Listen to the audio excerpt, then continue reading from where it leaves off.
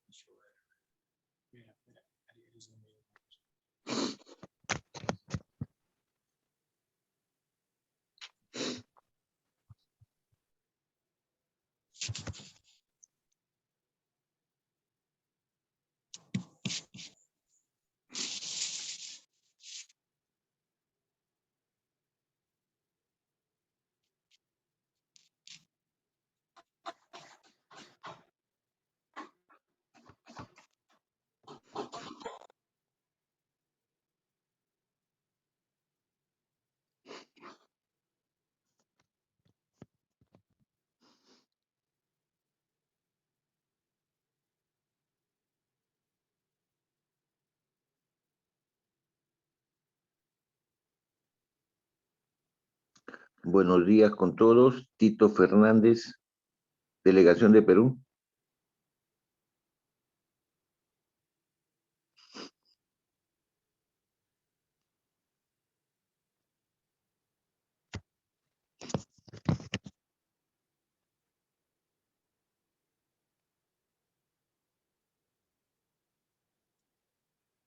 Buenos días, Cito. Te saluda Washington Tineo, delegación de Perú. Estamos en espera todavía. Mucho gusto, Washington. Buen día. Exactamente, a esperar.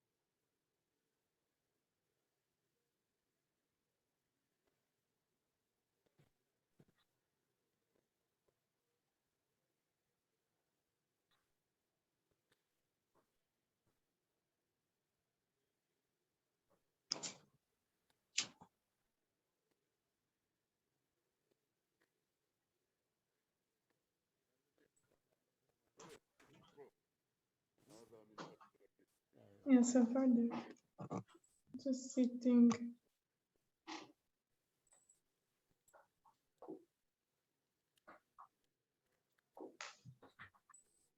It's also because this validate.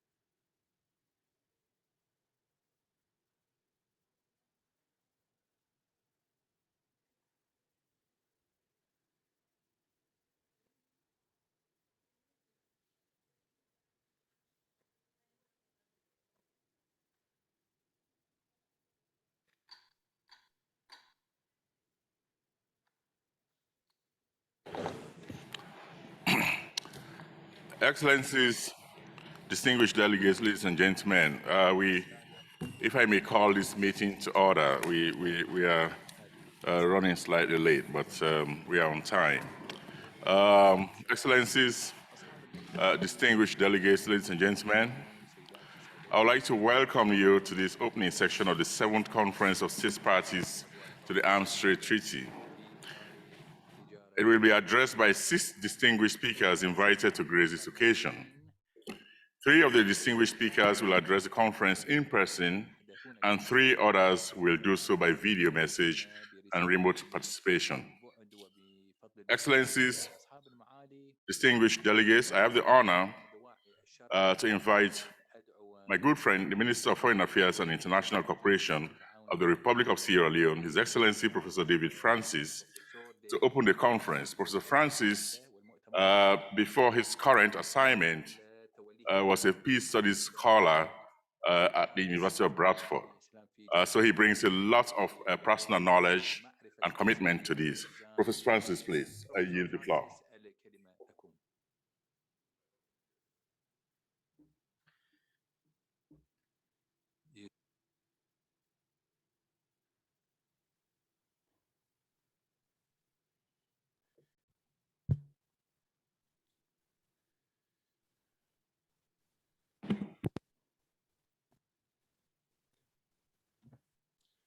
Well, thank you, Mr. President. Thank you.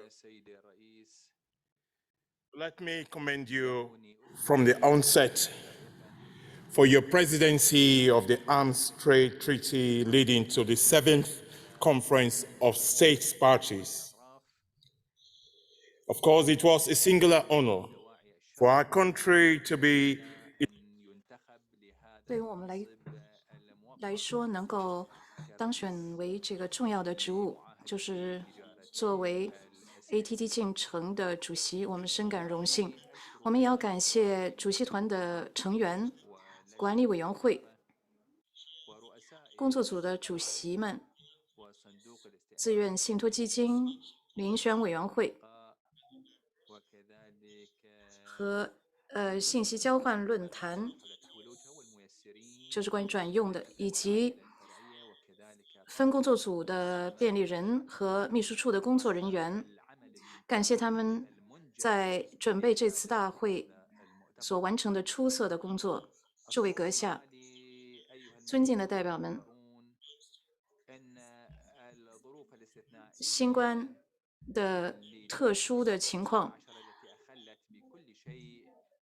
扰乱了我们所了解的非常最平常的事情，但是主席先生以及整个 ATT 的社区都成功的建立了这个组织友善的混合大会，使有的代表呢能够在日内瓦参加，而其他代表呢在线参加，从首都来参加我们的讨论。我们都要向您表示赞赏，能够做出如此的成就。尊敬的阁下们，尊敬的代表们，本国政府感到非常自豪，能够代表非洲担任第7届大会的主席。从一开始，塞拉利昂的这个主持以来，我们就一直都做出了最大的政治承诺，并且呢，为 ATT 的这个工作呢做出贡献。我要代表我们的总统 Julia Maeda Bio 塞拉利亚的总统向大家表示热烈的问候和祝贺大会取得圆满的成功。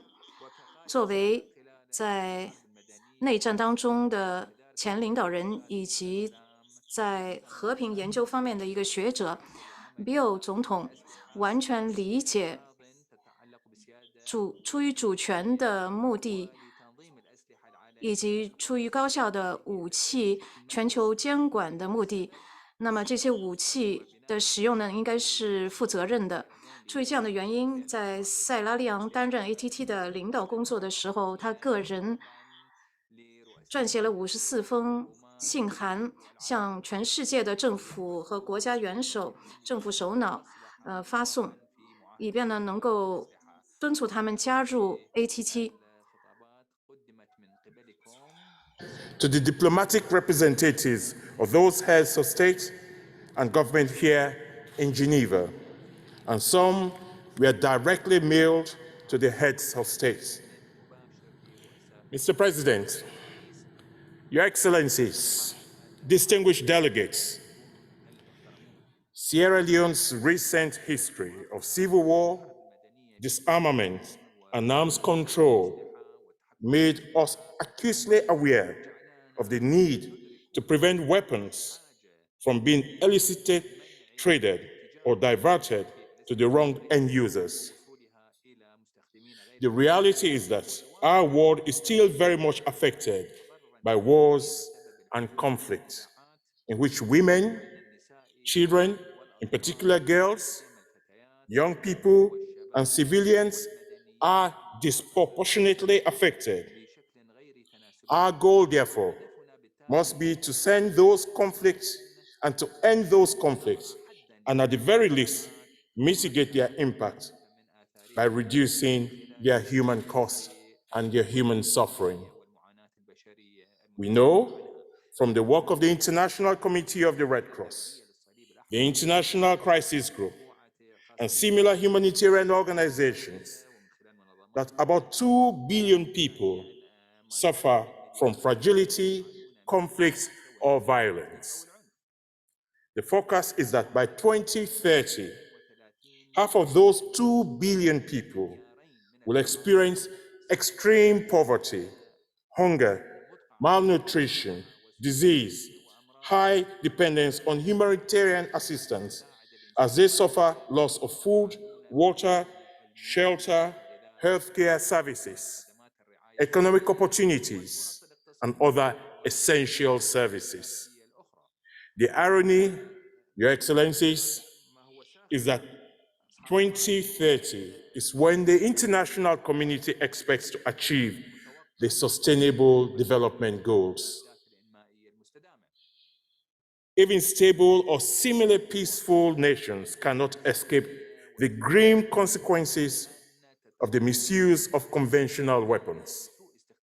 They come in the form of gender-based violence, gang violence, transnational organized crimes, terrorism, and crimes like armed robbery and other forms of public disturbances.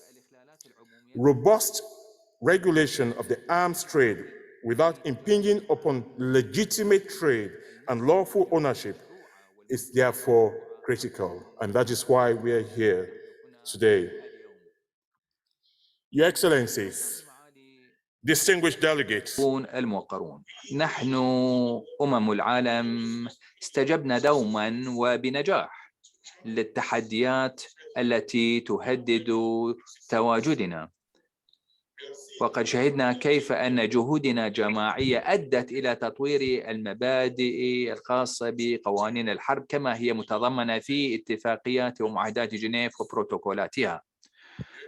أصحاب المعالي، بالتالي فإن عولمة معاهدة تجارة الأسلحة وتنفيذها الكفء promoted and encouraged by all member states, by all nations, in all our sub-regions, in all our regions, and in our international engagements. It is in this context, therefore, on behalf of His Excellency President Dr. Julius Maada Bio, I urge all states that are not yet parties to the Arms Trade Treaty to join this treaty. Sierra Leone believes that the ATT stands as one of the most significant achievements in international arms control and plays a key role in promoting international and regional peace, security, and stability. It will help reduce human suffering, promote cooperation, transparency, and responsible actions by state parties involved in the international trade in conventional arms. With these remarks, Your Excellencies, distinguished delegates, I have the singular honor and privilege, on behalf of His Excellency, the President of the Republic of Sierra Leone, Dr. Julius Maada Bio, the government and people of Sierra Leone, and on my behalf, to wish you all successful proceedings of the 7th Conference of State Parties to the Arms Trade Treaty. I thank you all for your kind attention. Thank you.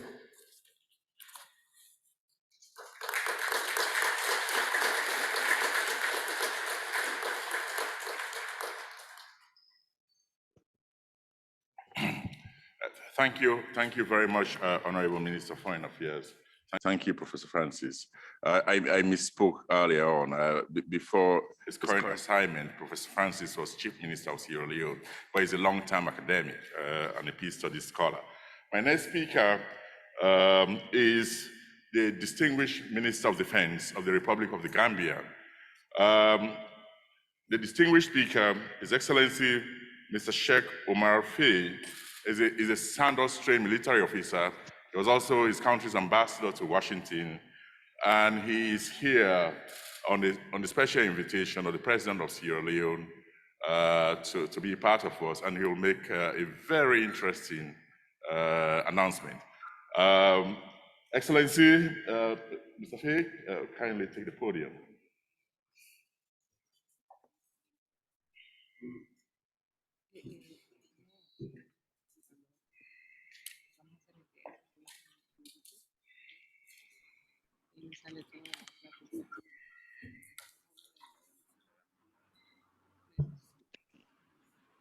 His Excellency, Professor David J. Francis, Minister of Foreign Affairs and International Cooperation, Republic of Sierra Leone, His Excellency Lassana Gebri, the President of State Parties, Excellency Madam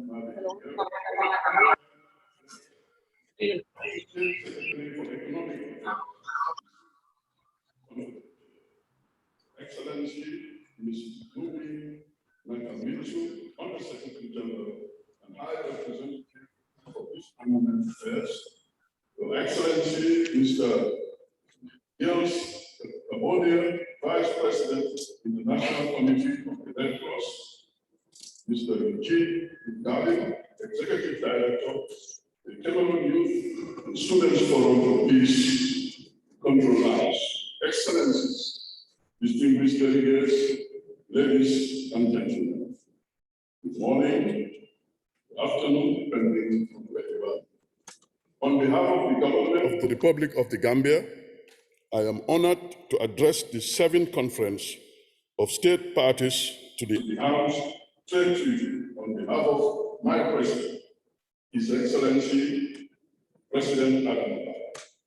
Early this year, President Barrow received a letter from his brother, His Excellency, President Dr.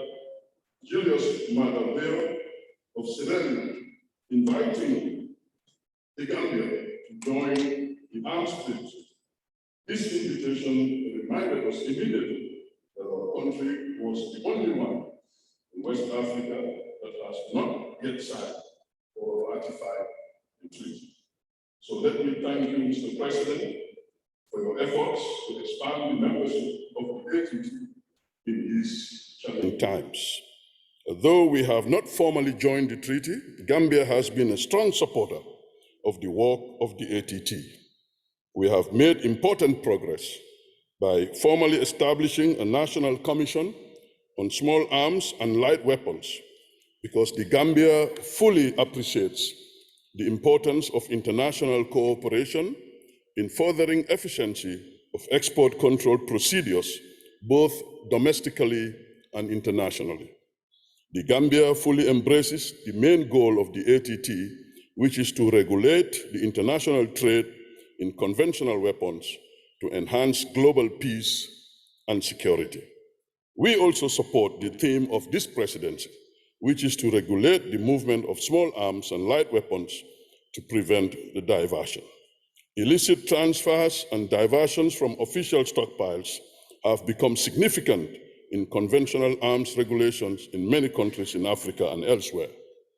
Many African countries and other countries in other parts of the world, including Latin America, the Pacific, and Southeast Asia, have suffered and continue to suffer the scourge of armed violence, armed conflicts, wars, and internal disturbances, partly as a result of the inadequate regulation of international arms exports. In this context, distinguished ladies and gentlemen, I would like to thank the CSP7 President for choosing to focus on efficient stockpile management as a tool to contribute to the effective implementation of the treaty, particularly preventing and mitigating diversion of conventional weapons from licit to illicit markets. Mr. President, ladies and gentlemen, let me conclude by conveying to you with great pleasure His Excellency President Adama Barrow's decision to accede to the ATT and become a state party. The Gambia looks forward to formalizing the accession and subsequent ratification process and becoming a trustful and cooperative member of the ATT community. Finally, I wish to convey my government's appreciation for the collaborative spirit and leadership of our two ambassadors, Their Excellencies Ambassador Carr of the Gambia and Ambassador Gebri and their delegations at Geneva. We encourage their efforts to strengthen their collaboration with the ATT activities and community. I wish you all successful conference. Thank you.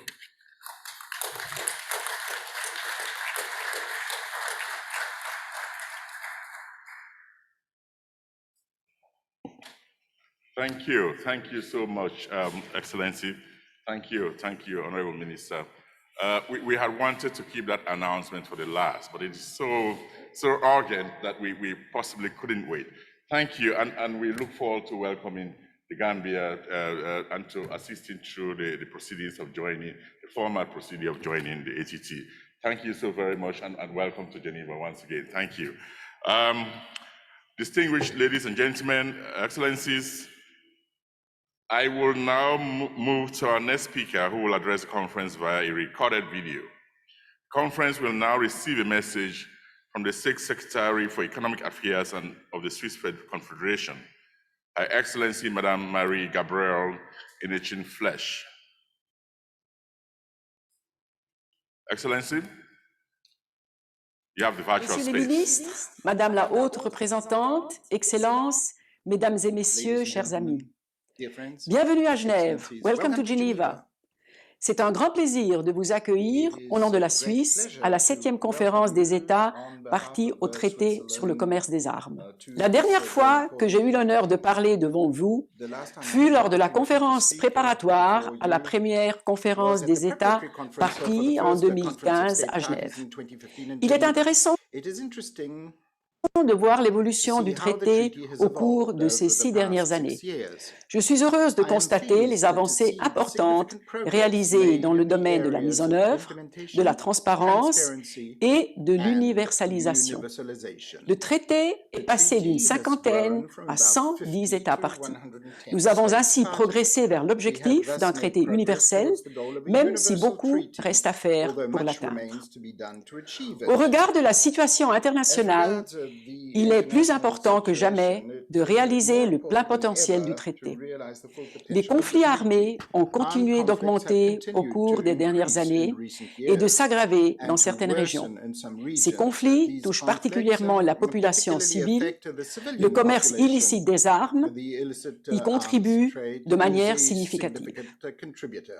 Vu ces développements, il est particulièrement bienvenu que cette conférence se focalise sur la consolidation des efforts visant à éradiquer le commerce illicite des armes légères et de petit calibre et à assurer une gestion efficace des stocks. Je remercie la présidente de la conférence, la Sierra Leone, d'avoir choisi ce sujet et d'avoir conduit des débats fructueux. En tant que traité contraignant, comptant 110 États parties, le traité sur le commerce des armes est un pilier essentiel pour la sécurité et la stabilité dans le monde. La Suisse s'efforce d'y contribuer et estime essentiel de mettre l'accent sur les 4 priorités suivantes. Premièrement, nous devons renforcer nos efforts pour une mise en œuvre efficace du traité. Les plans de travail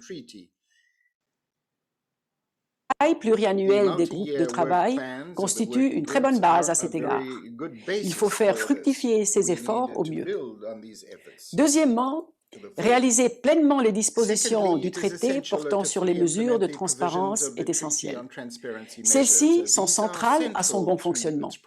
À ce sujet, je me dois de faire part de notre préoccupation quant à la diminution régulière des rapports annuels d'importation et d'exportation d'armes. Il s'agit là d'une tendance à inverser dans les plus brefs délais. Troisièmement, il faut mieux utiliser le soutien apporté par le Fonds d'affectation volontaire et le programme de parrainage. Le partage des connaissances et expériences est extrêmement important, que ce soit par le biais de projets du Fonds d'affectation ou par la participation d'experts nationaux au groupe de travail à Genève. La Suisse continuera à contribuer à ces mécanismes. Nous saluons et remercions tous les autres contributeurs, et notamment l'Union européenne, pour son soutien qui vient renforcer les ressources du secrétariat dans ce domaine. Finalement, le traité doit pouvoir s'appuyer sur des processus et des structures pérennes. À ce sujet, je me dois de faire part de ma vive préoccupation du non-respect par de nombreux États parties de leurs obligations financières qui sont de nature juridiquement contraignante. La stabilité du secrétariat et les travaux liés à la mise en œuvre seront sensiblement affectés si la discipline financière ne s'améliore pas rapidement. Ce sujet devrait constituer une priorité pour le cycle à venir. Messieurs les ministres, chers amis, le traité sur le commerce des armes constitue une priorité de longue date pour la Suisse. Elle soutient le traité non seulement en tant qu'État partie, mais également en tant qu'État hôte. Nous nous réjouissons de pouvoir l'accueillir dans un environnement facilitant la coopération avec de multiples acteurs agissant dans des domaines connexes à ceux couverts par le traité. Il nous semble important de profiter de tous les avantages qu'offre Genève pour assurer une mise en œuvre efficace. Nous sommes pleinement convaincus que sous la direction avisée de sa présidence, cette conférence fera progresser nos objectifs communs. La Suisse est prête à s'engager activement pour faire avancer les discussions. Je souhaite une semaine fructueuse à toutes les participantes et tous les participants et je vous remercie pour votre attention.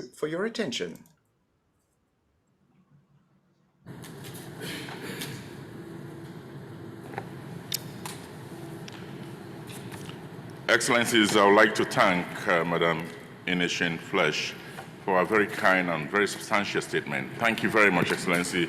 By extension, I would like to thank the government of Switzerland for the support throughout this presidency and before to the Arms Trade Treaty, including, if I may add, the free provision of this hall that we are having these proceedings in. Thank you very much, government of Switzerland. Excellencies, distinguished delegates, I will now move on to our next speaker, who will also address this conference via a recorded video.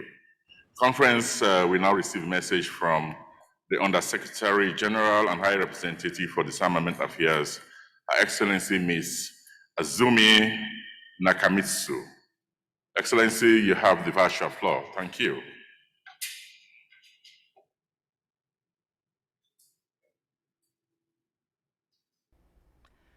Mr. President, Excellencies, distinguished delegates, I am honored to be addressing you today at the 7th Conference of States Parties to the Arms Trade Treaty.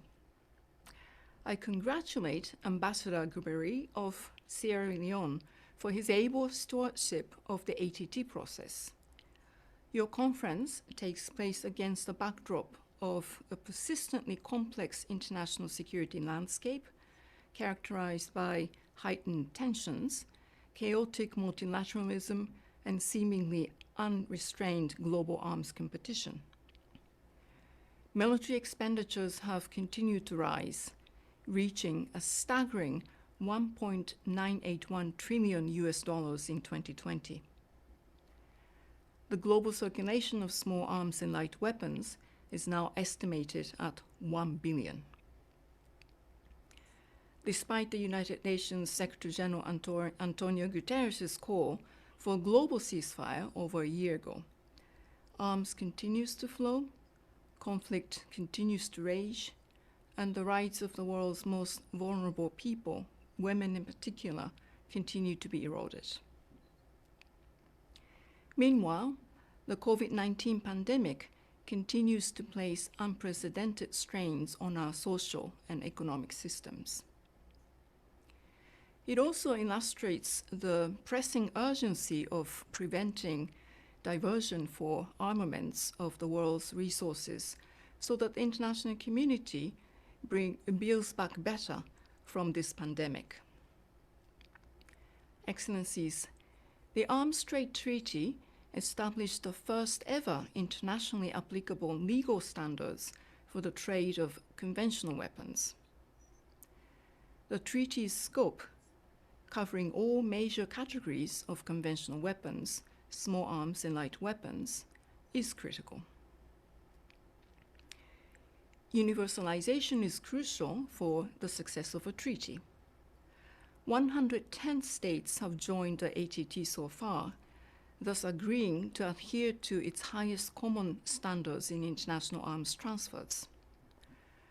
Today, 7 out of the top 10 exporters of arms are states parties. However, the other 3 top exporters, which control approximately 60% of the global arms export market, are not. 7 of the top 10 importers also remain outside of the treaty. I welcome the accession of China to the treaty a year ago and take this opportunity to call for a stronger engagement by all important actors. Excellencies, the ATT has provided an invaluable platform for discussion between stakeholders on important issues in international arms trade. This year's priority theme, the strengthening of efforts to eradicate the illicit trade in small arms and light weapons, and ensuring efficient stockpile management, is particularly timely. I welcome the leadership of the President in addressing this important matter and his food for thought paper and recommendations. On the occasion of the 75th anniversary of the United Nations last year, the Secretary General called for multilateral solutions to today's global challenges.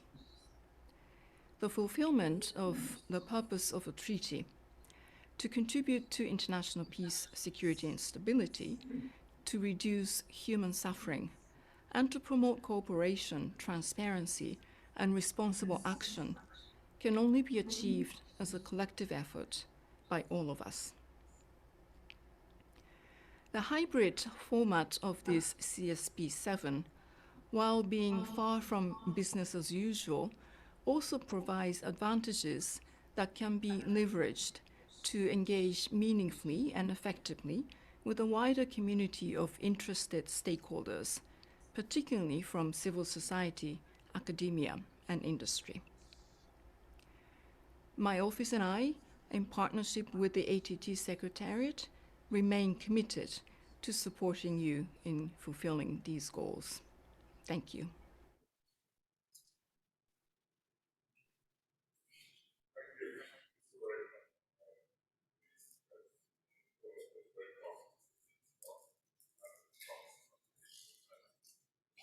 I'm sorry. Thank you. I would like to thank the Under-Secretary General for the very positive statement of support and for the promise to continue our support. And I am particularly pleased that for the ringing endorsement of the thematic focus of this presidency, which is on the small arms and light weapons and their diversion. Thank you very much. Thank you, Ms. Nakamitsu, for those kind words. Excellencies, distinguished delegates, at this stage, I would like to invite the Vice President of the International Committee of the Red Cross, His Excellency Mr. Gilles Carbonnier, who is here with us right on the forum, to kindly take to the podium and address this conference. Thank you for being here.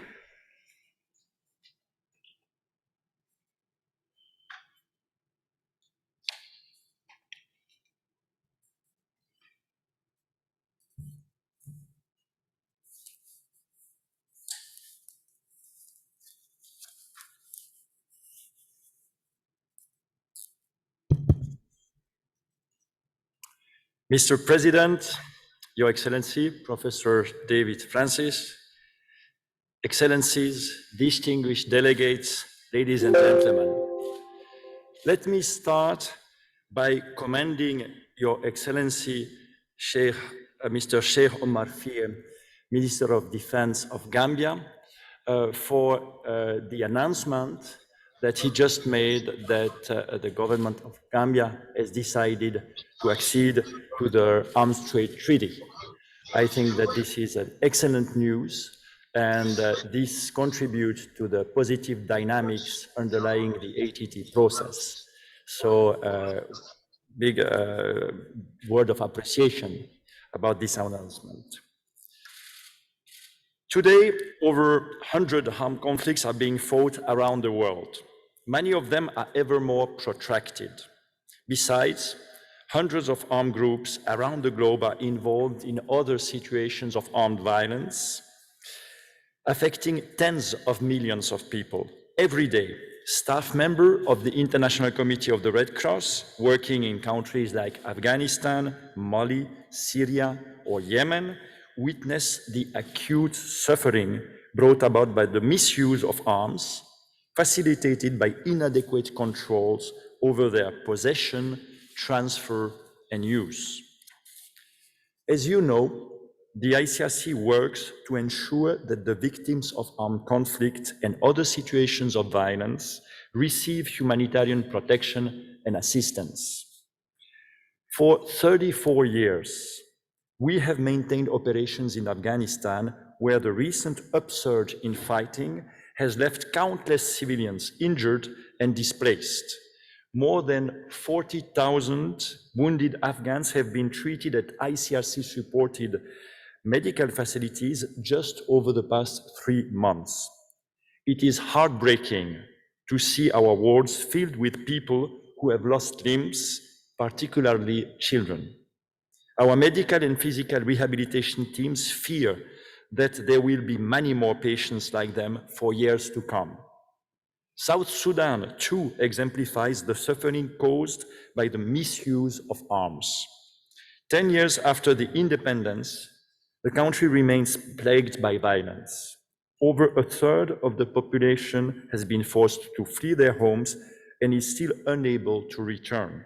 Our 3 surgical teams on site have cared for a staggering 9,000 patients wounded by weapons over the last decades. And a quarter of those treated for gunshot wounds have been women and children. In the absence of political solutions, wars rage on for years, fueled by the inflow of weapons and ammunition. Moreover, these days, parties to armed conflict rarely fight alone. They increasingly count on others for support, including in the forms of weapons. Such a multiplication in the number of partners and allies can lead to a diffusion of responsibilities, fragmented command chains, and the unchecked flows of weapons to the detriment of civilians. However, these support relationships also create opportunities to reduce the human cost of war. The ICRC, therefore, calls on states that support warring parties to leverage their influence and take practical steps to mitigate adverse humanitarian consequences. This includes putting in place all necessary safeguards so that arms are not transferred if there is a clear risk that they would be used to violate international humanitarian law or human rights law. Mr. President, Excellencies, distinguished delegates, The ICRC welcomes the attention paid during this conference cycle, presided over by Sierra Leone, to the specific challenges raised by small arms and light weapons. Their widespread availability can fuel violence long after a conflict has ended, including gender-based violence. On a recent visit to Central America, El Salvador and Honduras, I met with many families who had fled armed violence. Around half of Central American migrants are from Honduras, where just between 2014 and 2018, 250,000 people were displaced because of widespread street violence, much of it linked to the use of small arms. The Arms Trade Treaty is a vital tool in addressing such violence and in strengthening international and human security. State parties have committed to subjecting the international transfer of conventional arms, ammunition, and parts and components to strict criteria aimed at ensuring the respect of international humanitarian and human rights law. Yet, all too often, there is an apparent tension between these commitments and actual practice. For the treaty to truly deliver on its promise of reducing human suffering, state parties must follow the letter of the ATT and act in accordance with its humanitarian purpose. The ICRC remains deeply committed to supporting faithful implementation of the treaty and promoting its universalization. We actively engage with state parties, encouraging them to share their experiences in giving effect to the treaty. And we firmly believe that exchanges on practical measures taken by states and on the challenges they encounter and seek to overcome are key to realizing the treaty's humanitarian aspiration. I thank you for your attention and wish you a successful conference.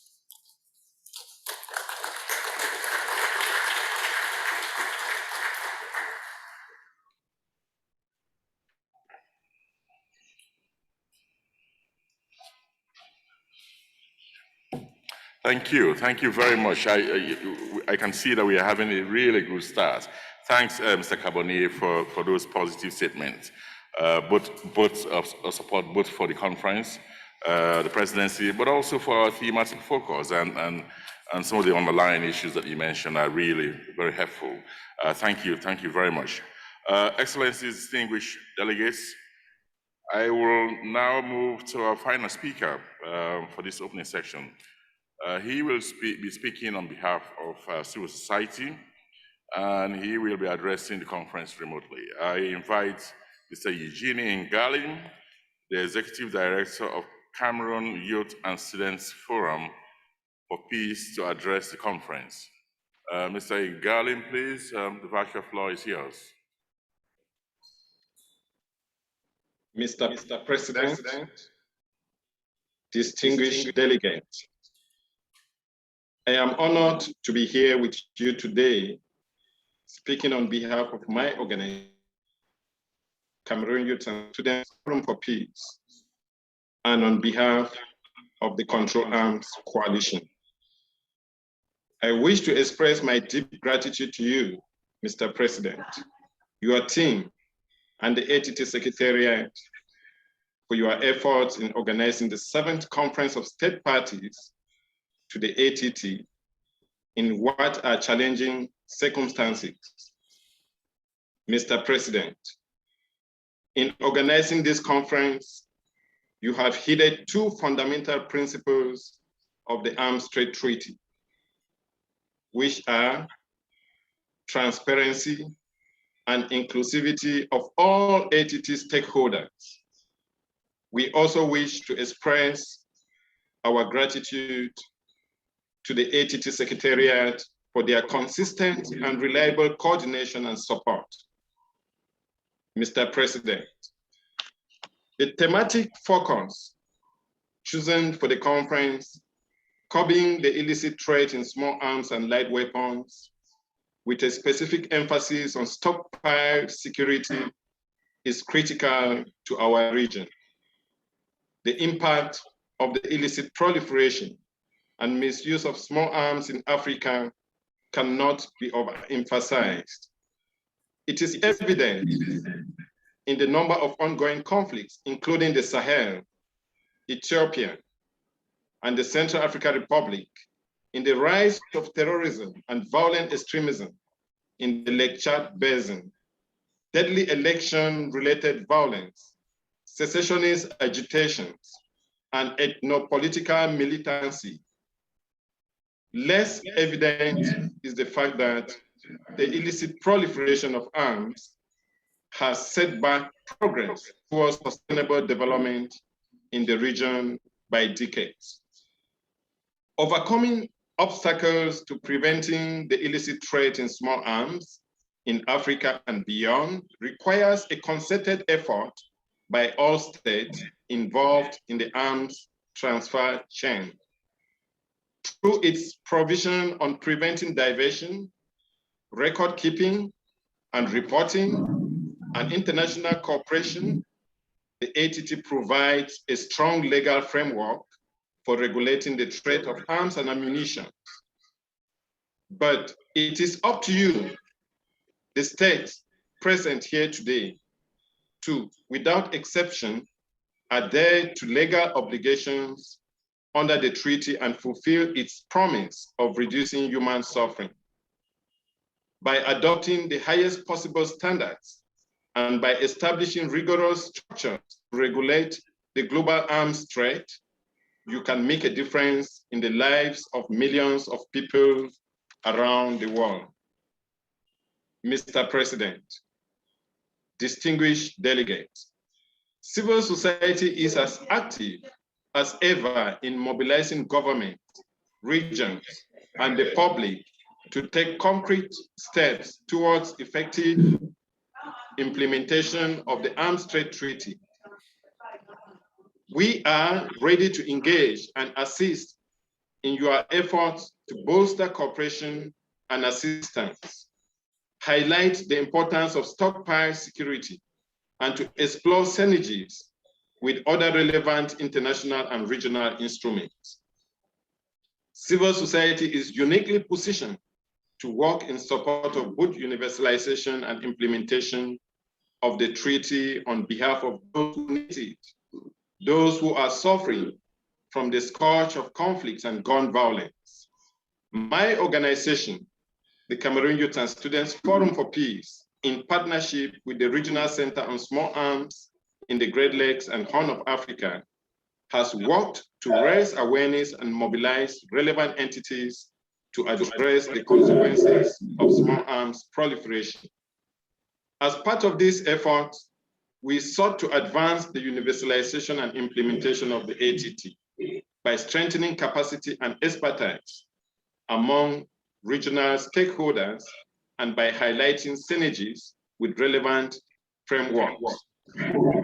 With support from the Voluntary Trust Fund, in 2018, we were able to play a leading role in supporting Cameroon to become the 96th state party to the ATT.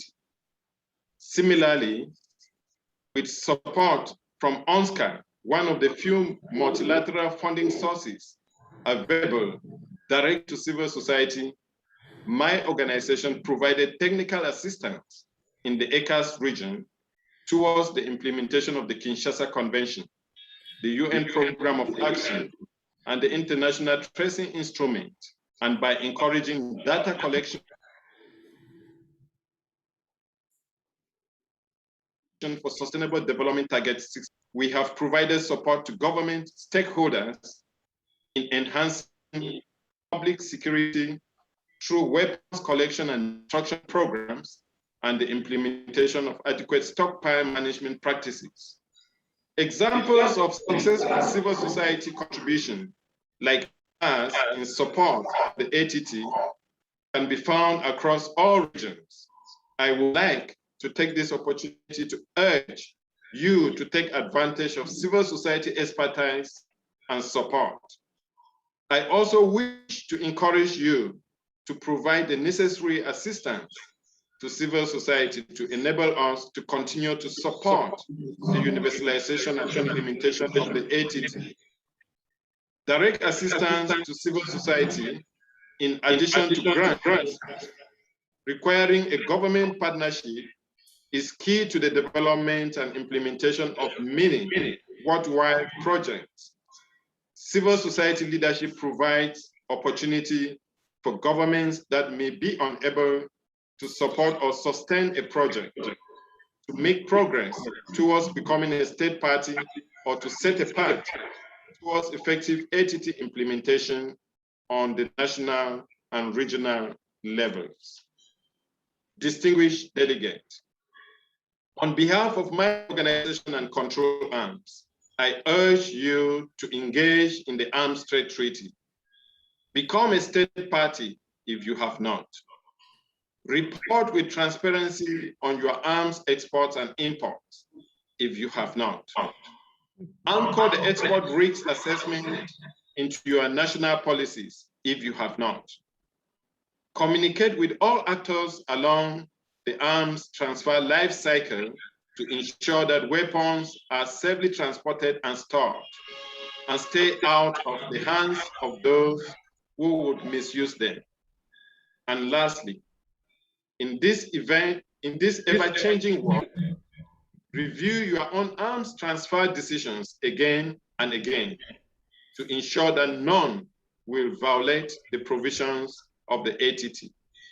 With this type of consistent engagement from all of us, together, we can achieve the purpose of the treaty to reduce human suffering. Thank you for your attention.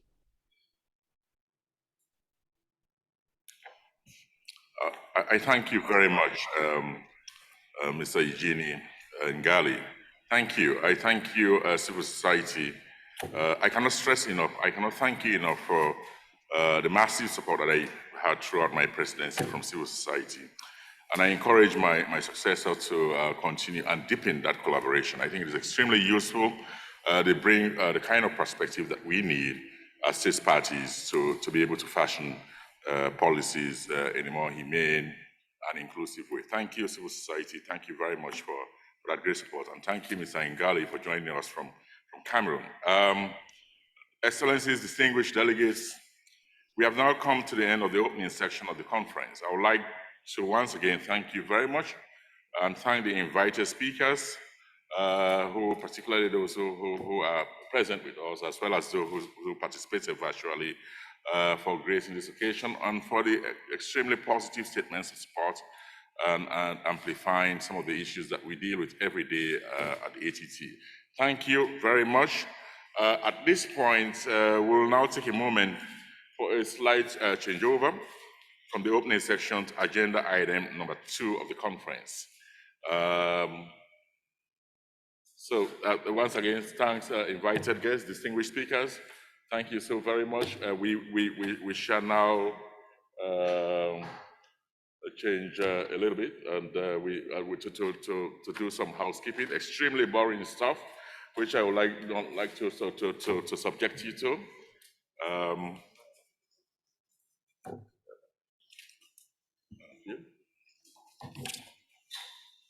Thank you, Mr. President. Thank you.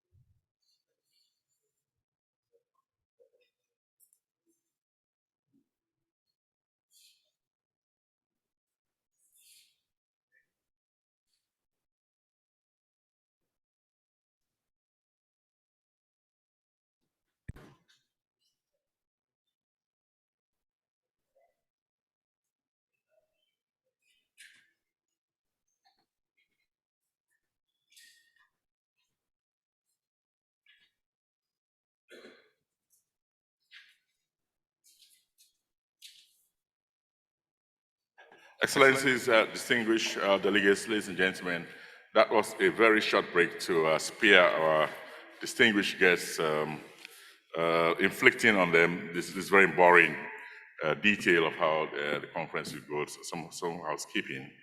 And so if I may call the meeting to order, we have now concluded the opening segment of the conference, which in my view has set the right tone for this conference, which starts today, of course, 30th of August, and will conclude on Friday, the 3rd of September, 2021. It is my honor to open the second part of the conference. We are here for the whole week, so be ready to see me every day, and let's all work hard together. Before starting with the regular proceedings of the conference, I would like to invite the head of the ATT Secretariat to convey a few very important housekeeping rules. Again, boring stuff, but extremely important. I yield the floor to you, Mr. Secretary. Thank you. Mr. President, Excellencies, distinguished delegates, ladies and gentlemen, good afternoon. Before we advance further with the program of today, I would like to take this opportunity to inform you about some housekeeping rules which will be very important for us to observe for today and for the rest of the week. We would want to advise delegates that interpretation into all UN languages is available during the meetings. For those of you who will be participating in this meeting remotely, you are able to access these languages by pressing at the bottom of your screen a button called Interpretation. If you select this button, you'll see, or you'll have six language options available to you, and then you'll select the language that you would want to use. If you do not select a language, then you would listen to the statements as well as presentations in the language in which they are delivered. You can also mute the original language by tapping on the button Mute Original Audio in the Zoom. So you have an option to mute the original language. With respect to the speakers list, we have established a speakers list for the conference. This is published every day in the morning of every day, and we encourage delegates to observe or to check the speakers list on the website as published. When the time for open discussion comes, the President will call speakers in a set of 3 so that they can be able to ready themselves to speak when they are called upon to do so. If you are not on the speakers list as published, you still have an option to request for the floor, and you can do so in one of the two ways. One, if you are participating remotely, you can request for the floor through the chat function. But if you are in the conference room, like the delegates that are here now, you can still raise your nameplate, and the secretary to be able to recognize that. When the speakers list is exhausted as published on the website, we will then proceed on the list of speakers who have requested the opportunity to speak through either the chat function or through raising their name flags or their nameplates. My apologies. Specifically, announcements for those who are participating via Zoom would want to mention or notify them of the following important aspects. We would request them to switch off their microphones during the conference, and I think it helps us to manage the disruptions there. But we are saying so particularly to those who are using or connecting to the meeting using the mobile phones. They seem to be a little bit problematic to manage. We request then delegates that are participating remotely to use the chat function as a mechanism to speak to the Secretariat. We would want to discourage delegates to use the chat function as a medium of general discussion, because it makes it difficult for the Secretariat to isolate the messages that we have to react to immediately. So it can still be used, but would discourage the overuse of that. For delegates who are participating in person, who are present in the conference room, specific announcements to them are: we are required by the local authorities to ensure that we observe the COVID-19 protocols. And as such, therefore, the seating here has been set up according to the requirements of protocol. So social distancing is one of the requirements. And secondly, I would request that the delegates observe the protocols as well known. We also request delegates to limit their movement in the room unless it is absolutely necessary to do so. If you have questions for the Secretariat, you can direct the questions to the Secretariat via the Zoom function or via the chat function. Alternatively, you can still proceed to the Secretariat and ask for whatever assistance you may need. But we're just requesting delegates to a large extent rely on the chat functions. And we are also requesting delegates not to congregate into groups, because that would be in defiance of the protocols as issued to us. Mr. President, that brings me to the end of the brief announcements I wanted to make. I would like then to hand over to you at this moment. Thank you so much for your attention. Thank you very much, Mr. Secretary. Thank you for the announcements.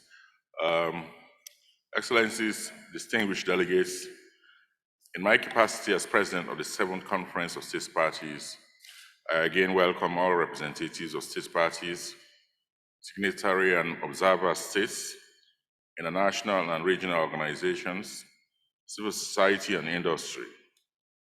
It gives me great pleasure to observe that despite the uncertainty presented by the current pandemic, we are able to conduct this meeting in a hybrid format, which allows for a limited number of delegates to participate in the conference in person and for the rest of the other delegates to do so remotely. I look forward to your active participation and cooperation throughout this conference.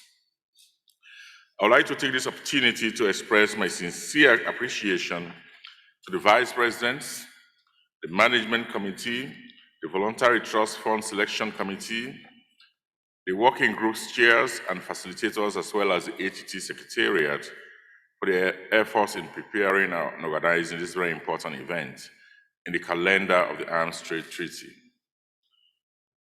Excellencies, distinguished delegates, this conference was preceded by an informal preparatory process, including working groups meetings held in April 2021.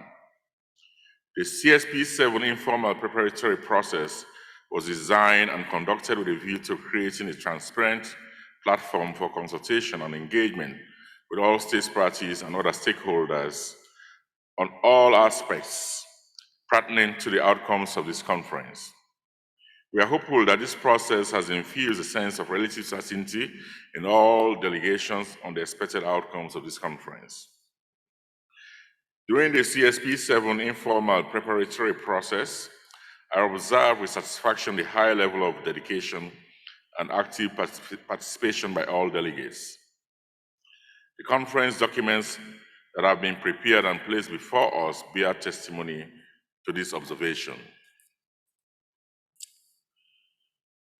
I'll now move on, Excellencies, distinguished delegates, to agenda item number 2, which is adoption of the agenda. Distinguished delegates, you should have before you the provisional agenda for CSP7, which was prepared in accordance with Article 17 of the Treaty and Rule 15 of the ATT's Rules of Procedure, presented to the CSP7 informal preparatory meeting and subsequently issued as an official conference document. May I take it that this provisional agenda can be adopted as the agenda for the 2021 7th Conference of States Parties to the ATT?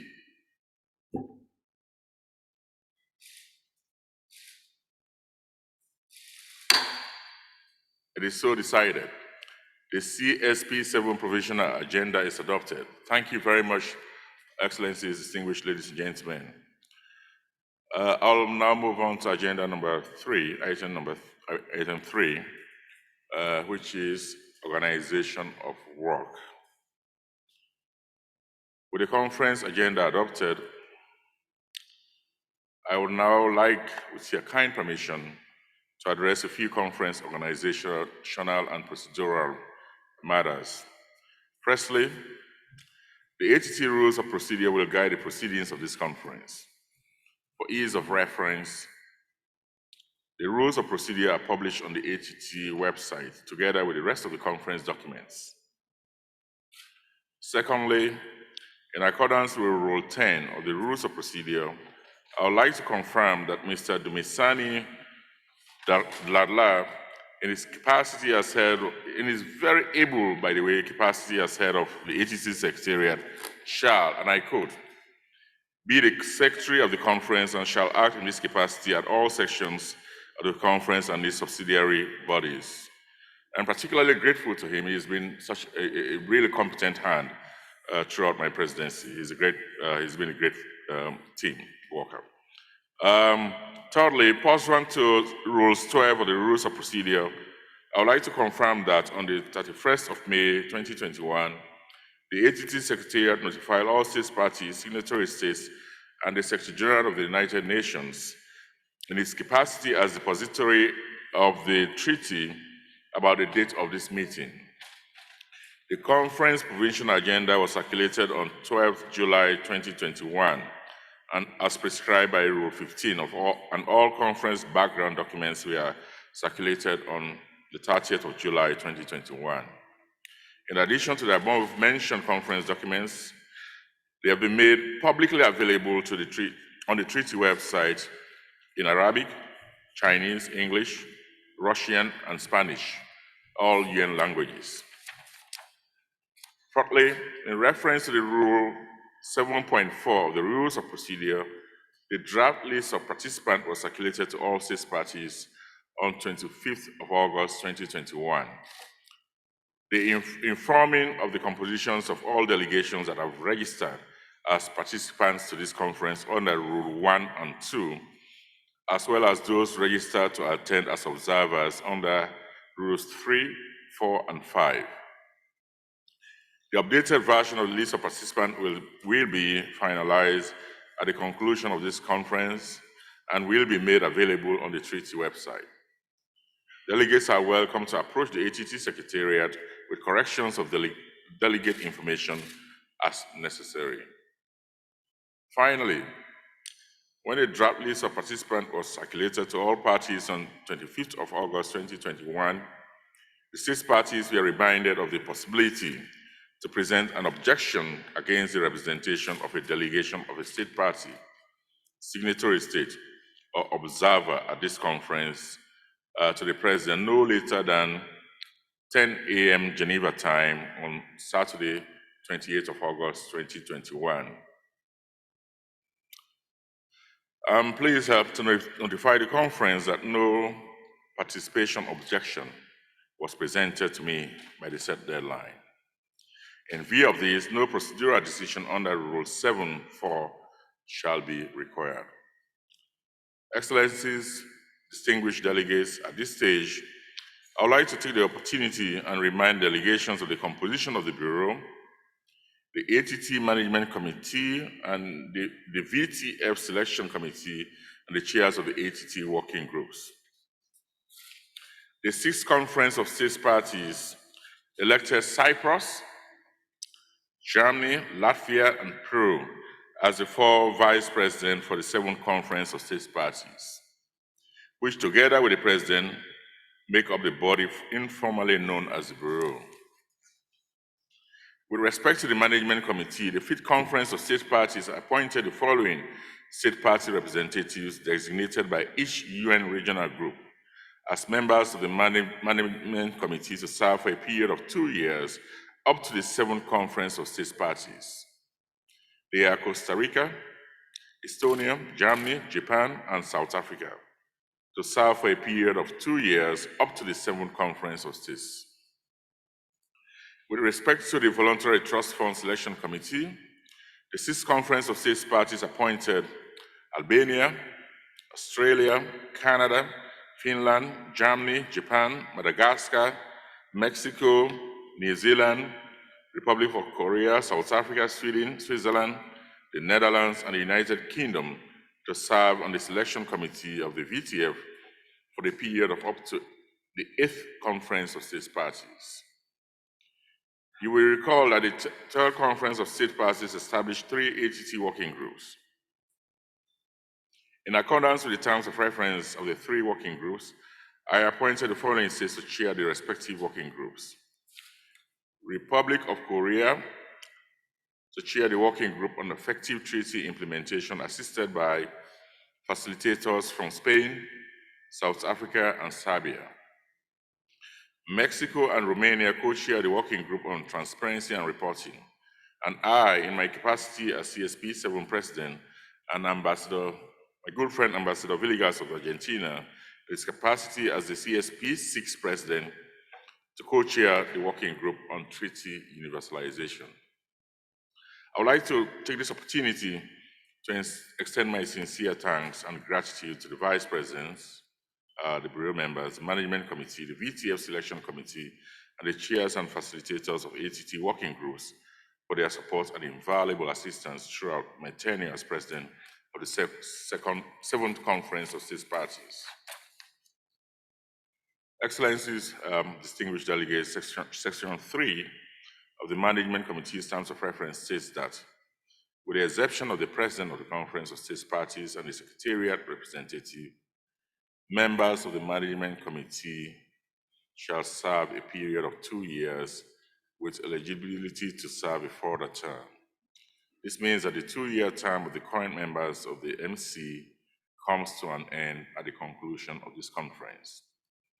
On Thursday, during agenda item number 10, matters pertaining to the 8th Conference of States Parties, the conference will be invited to appoint new members of the management committee for a period of 2 years.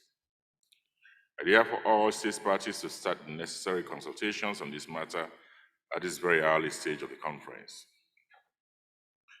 In terms of Rule 9.1 of the Rules of Procedure, this conference should, before its conclusion, elect the president and 4 vice presidents for the following section of the conference from the representatives of participating states parties.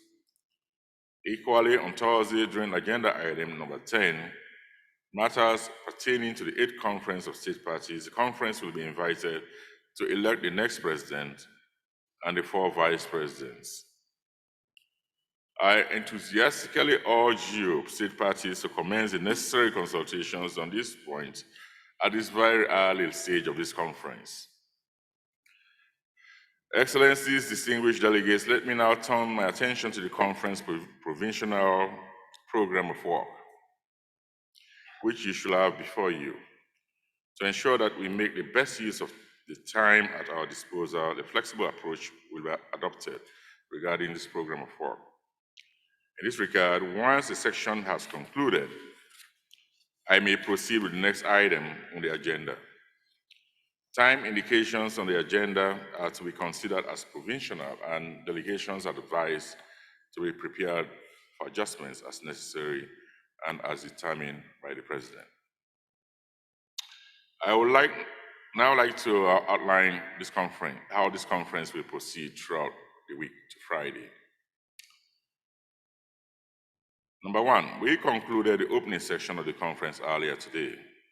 Agenda item number 4 will be dedicated to a thematic discussion on small arms and light weapons and stockpile management. That's a topic extremely close to my heart, if I may add. This discussion will begin with a panel addressing various elements of this topic. Following that, delegates will be invited to participate in the thematic discussion through statements and questions to the panelists. Number 2, agenda number 5 will focus on treaty universalization, starting with the ATT Secretariat's overview presentation on the status of ATT participation. The co-chairs of the working group on treaty universalization, that's myself and Ambassador Villegas, will be invited to present their report to the conference on the status of work conducted by the working group in the intersessional period and make recommendations on treaty universalization approaches and activities that could be considered for implementation. Agenda item number 6 will initiate the conference discussions on treaty implementation in line with the provisions of Article 17.4 of the treaty. For practical reasons, this section will commence with the chair of the working group on effective treaty implementation presenting to the conference the report of the work conducted by the working group in the intersessional period between CSP6 and CSP7, including making proposals on how the treaty implementation work will be structured and carried out in the period after CSP7. After the report, Argentina will be invited to make a brief introduction or recommendations of its working paper. Thereafter, the conference will be invited to express views on the reports and other aspects relating to treaty implementation. Agenda item number 7 will consider the Secretariat's proposed budget, important for financial year 2022, as well as the Management Committee's proposal regarding the reappointment of the independent auditor for the ATT. Agenda item number 8 will focus on matters pertaining to transparency and reporting obligations under the treaty. The section will commence with the ATT Secretariat's overview presentation on the current status of reporting.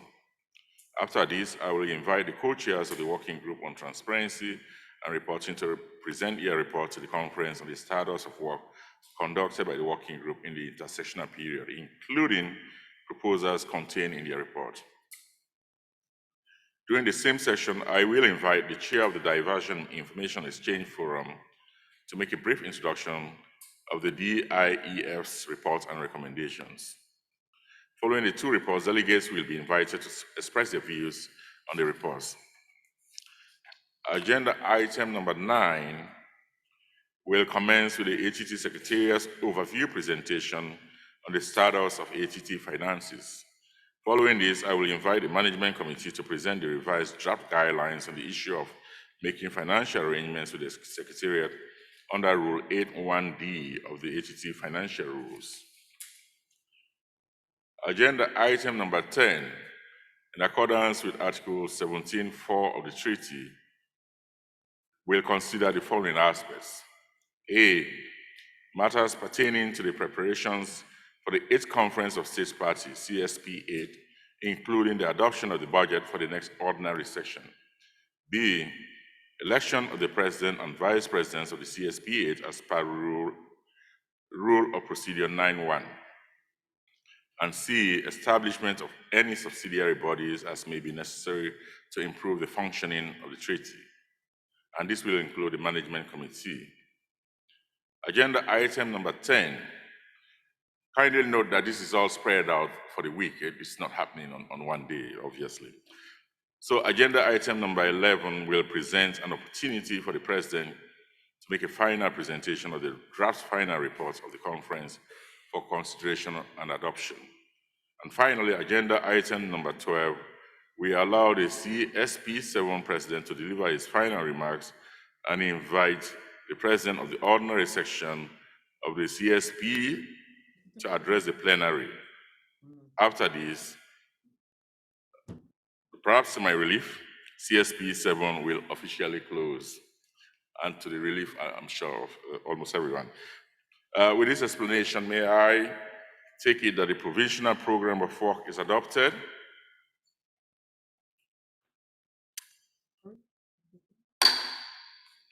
It is so decided. Thank you, Excellencies, ladies and gentlemen. Thank you very much.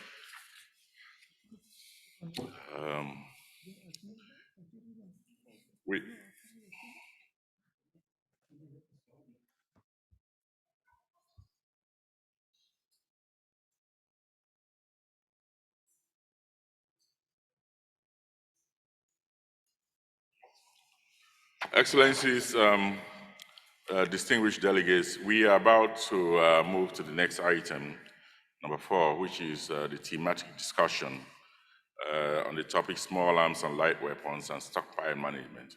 We'd like to invite the distinguished panelists to join us on the panel and those participating virtually to be ready. Thank you. Excellencies, distinguished delegates,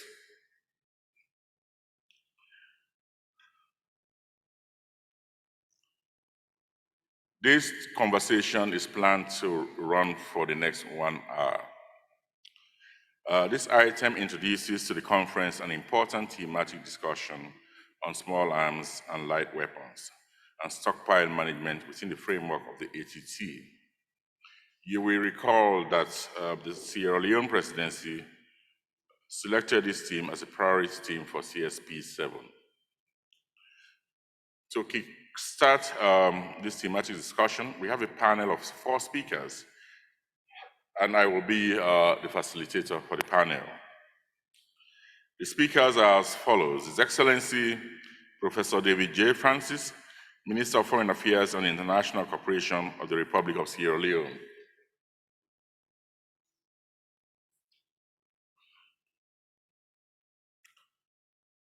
We have His Excellency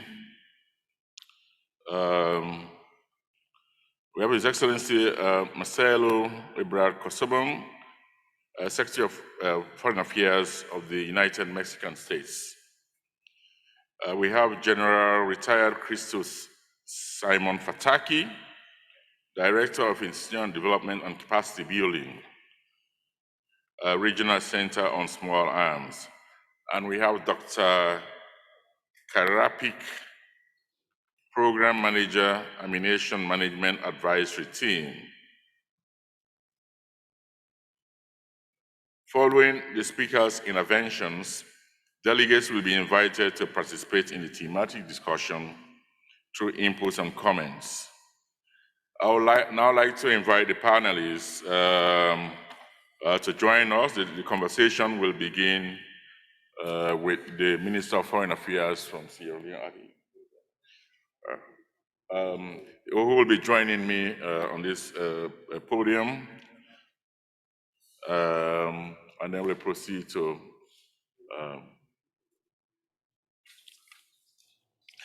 I'll now like to invite the Honorable Minister of Foreign Affairs, Professor David Francis, to join me on the podium.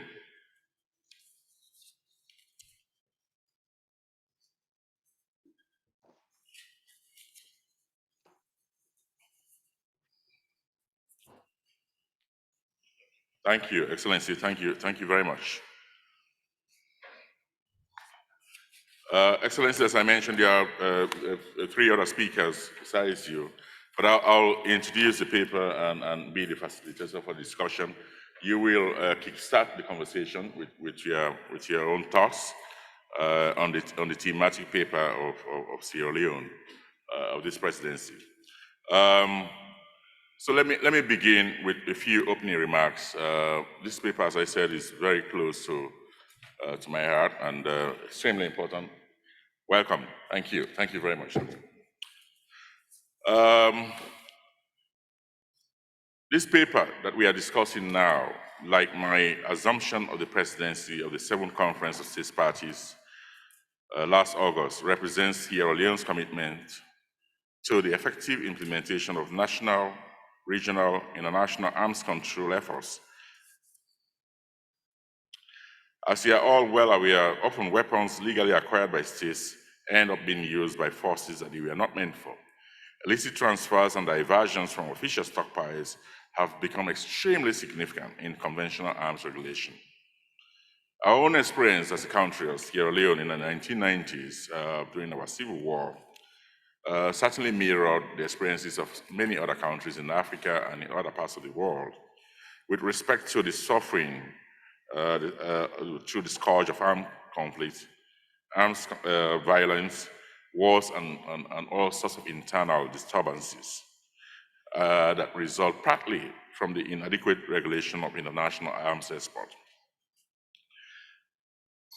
It is for this reason that I made a very conscious decision to choose as my thematic focus the need to strengthen efforts to eradicate the illicit trade in small arms and light weapons, and to ensure efficient stockpile management. Early on in my presidency, I was assured that there is a strong political will and commitment on the part of the international community to address this issue. This was evident in the overwhelming support for and adoption of the 2020 ATT resolution that contains a preamble paragraph PP5 on small arms and light weapons and operative paragraph OP9 that expressly, and I quote, urges states, parties, and signatory states to prevent and eradicate the illicit trade in conventional arms, including small arms and light weapons, as set out in Articles 6 and 7 of the treaty, and to prevent diversion to unauthorized end users of conventional weapons, inter alia, through efforts to improve efficient stockpile management. My presidency focused on how to engage all states, parties, and other stakeholders to link ATT implementation efforts firmly to the global framework for arms control, non-proliferation, and disarmament. In this context, I developed a working paper setting out areas of arms trade supply chain that require further attention by states in the context of existing global regulatory framework, and proposing a set of possible areas of states parties to consider for further inquiry and exchange or longer-term implementation. The paper before us proposes a set of outcomes that states could pursue to address the illicit trade in small arms and light weapons and to strengthen stockpile management and security. It does the following. Number one, through mapping and better utilization of existing guidance and tools on the subject. By mandating the WGETI to formalize discussion on post-delivery cooperation and compliance with export documentation, including authorized end use. Through information sharing on effective and innovative stockpile management programs, by providing information on their national practices relating to mitigating measures in the context of Article 7.4 on GB7 prevention, including related to stockpile security, and by mandating the WGETI with support from the ATT Secretariat to identify and compile a list of existing relevant bilateral and multilateral assistance programs made available to states seeking such support. From the very start, I adopted a very transparent and inclusive consultation process in developing, finalizing, and producing as much of a consensus document as possible. Following extensive consultations, I have submitted a draft working paper for consultations and for adoption. That working paper is before you, Excellencies, ladies and gentlemen, and it is what we are now having a conversation about. Against this background and based on the positive feedback already received from state parties and other stakeholders, I really do have high hopes that the document enjoys your full support. I would like also to take this opportunity to thank all ATT states parties, signatory and observer states, and our partners in the civil society community for your invaluable support and expertise rendered to my presidency, particularly for your constructive engagement in the development of the conceptual underpinnings of my theme and working paper. I strongly encourage you all, states parties and other stakeholders to actively engage in this discussion and to adopt my paper. Excellencies, distinguished delegates, I have now the honor to give the floor to our first panelist, the Minister of Foreign Affairs and International Cooperation of the Republic of Sierra Leone, His Excellency Professor David J. Francis, who in his previous life as Professor for Peace Studies and an expert on collective security, to start the panel discussion. Professor Francis.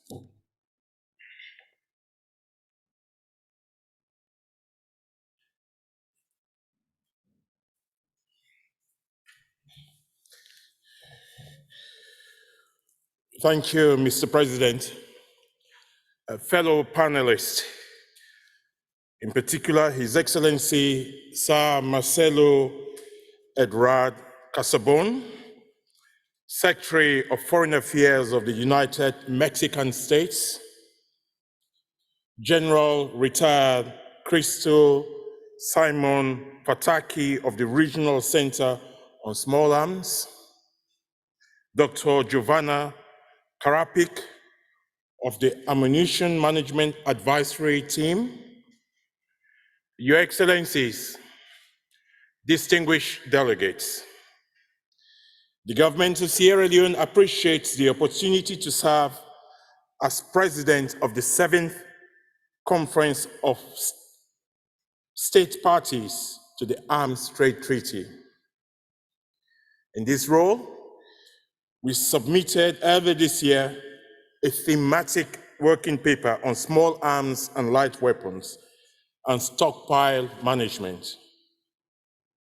We submitted the paper as our contribution to developing the global rules on the regulation and control of conventional weapons with a specific reference to small arms and light weapons.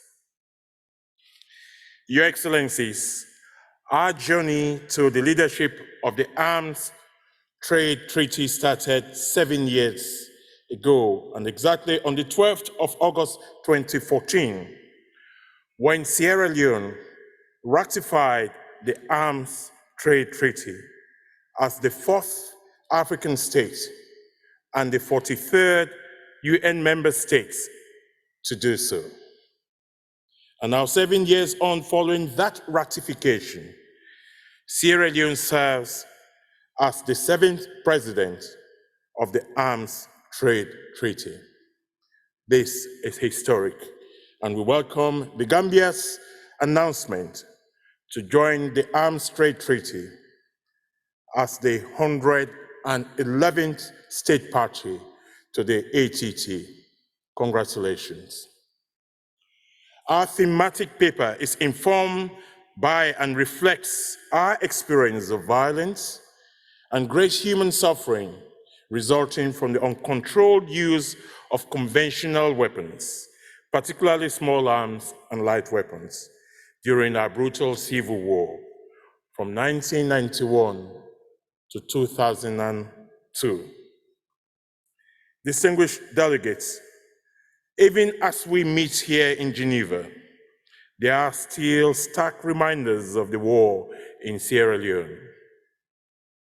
Our bitter experience motivated us to embrace many arms control initiatives. For example, we are members of the ATT, the UN Programme of Action on Small Arms and Light Weapons, the African Union Silencing the Guns campaign, as well as the ECOWAS Convention on Small Arms and Light Weapons, their ammunition, and other related materials. We fully share the ATT community's concerns around weapons diversion. It must be addressed. We believe that we have earned both the moral and legal standing to champion efforts on the international arena to address the illicit trade in small arms and light weapons and to prevent their diversion. We have been victims. We do not wish others, Africans, Americans, Asians, Caribbeans, European citizens, citizens of the Middle East, oceanic countries, etc., to go through our own dark and difficult experience relating to small arms and light weapons. So Sierra Leone's call for the ATT community to strengthen efforts to eradicate the illicit trade in small arms and light weapons and ensure effective and efficient stockpile management is rooted in the provisions of the ATT itself, including the preamble and Articles 1, 2, 6 to 9, 11, 12, 15, and 16, etc. Distinguished delegates, our thematic paper complements existing initiatives and measures tackling the illicit trade in small arms and light weapons and efficient management. In essence, Our paper seeks to link the ATT to other international and regional frameworks for arms control and non-proliferation by building on the existing instruments such as the UN Programme of Action on Small Arms and Light Weapons, the Human Rights Council resolution such as Resolution 2435 of 2013 on the impact of arms transfer on human rights in armed conflict, and Resolution 3212 of 2016 and Resolution 4120 of 2019 relevant to gender and gender-based violence. Your Excellencies, we have sought to lead by example. Sierra Leone adopted numerous measures to comply with our various treaty obligations. In 2010, our Parliament passed the Sierra Leone National Commission on Small Arms Act, establishing for the first time in the history of the nation the Sierra Leone National Commission on Small Arms. 2 years later, we passed the Arms and Ammunition Act of 2012 for the following reasons. First, to repeal and replace the Arms and Ammunition Act of 1955, well before the end of colonial rule. To provide for the control of the transfer of small arms and light weapons, their ammunition and other related materials from, to, and through Sierra Leone. Thirdly, to provide for the regulation of the manufacture of small arms and light weapons. And finally, to provide for institutional and operational capacities to regulate possession and use of small arms and light weapons within Sierra Leone. So, distinguished delegates, this act provides for the registration, management, and security of stockpiles, possession and use within Sierra Leone, transfer and manufacture and sale of small arms and light weapons. As a result of these efforts, today in Sierra Leone, we have a firmly established system that addresses the proliferation and prevalence of small arms and light weapons. The Sierra Leone National Commission on Small Arms takes the lead in implementing our obligations under the ATT, including producing our annual reports. The Commission enjoys the highest government support as it sits within the office of the President. The Commission also works with other relevant national institutions and collaborates with NGOs, with CSOs, including Safe World, the Mines Advisory Group, etc., etc. Indeed, the ATT has been a strong supporter of the Sierra Leone National Commission on Small Arms. The Commission has benefited immensely from ATT's Voluntary Trust Fund and sponsorship program. Your Excellencies, distinguished delegates, our thematic paper notes that the ATT creates space for cooperation and assistance between exporting and importing states. Such cooperation helps to combat diversion risks across the life cycle of an arms transfer. Importing and exporting states' collaborative effort begin with export risk assessments. The paper emphasizes that cooperation and assistance programs should not be limited to capacity building.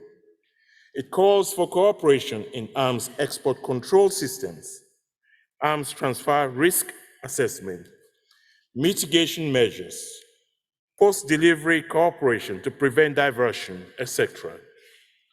For example, cooperative mitigation measures could require states to share information or good practices in dealing with a shift of the location of imported weapons, change in control or ownership of post-delivery materials.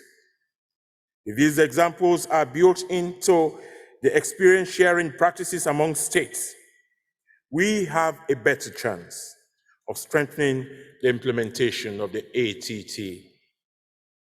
For all these reasons, Your Excellencies, distinguished delegates, through its presidency of the 6th Conference of States Parties to the Arms Trade Treaty, Sierra Leone proposes a set of possible areas for state parties and other stakeholders to consider for further inquiry and exchange or long-term implementation. We believe that the recommendations on small arms and light weapons, if implemented, will help achieve the core objectives of the Arms Trade Treaty with respect to all categories of weapons under the scope of the treaty. Your Excellencies, let me conclude by encouraging delegations to support wholeheartedly our working paper and endorse its recommendations for implementation by the ATT community. I thank you all.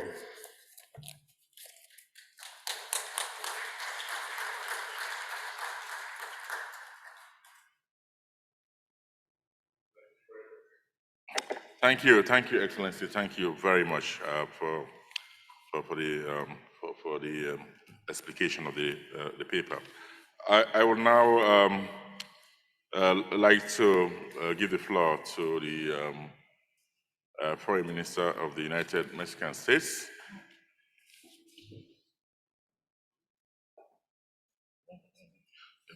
His Excellency Marcelo Ebrard Casaubon, who will address the conference via a recorded video. Excellency, you have the virtue of space. It's good to see you, Excellency. Welcome. Gracias, thank you, Chairman. Thank you to everyone for this opportunity.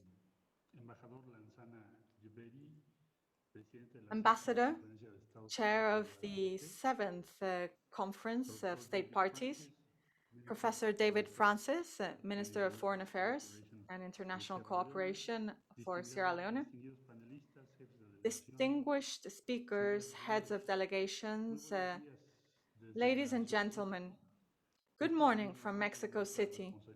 It's an honor for me to be able to represent our government on this thematic issue. COVID has obliged us to take on additional efforts.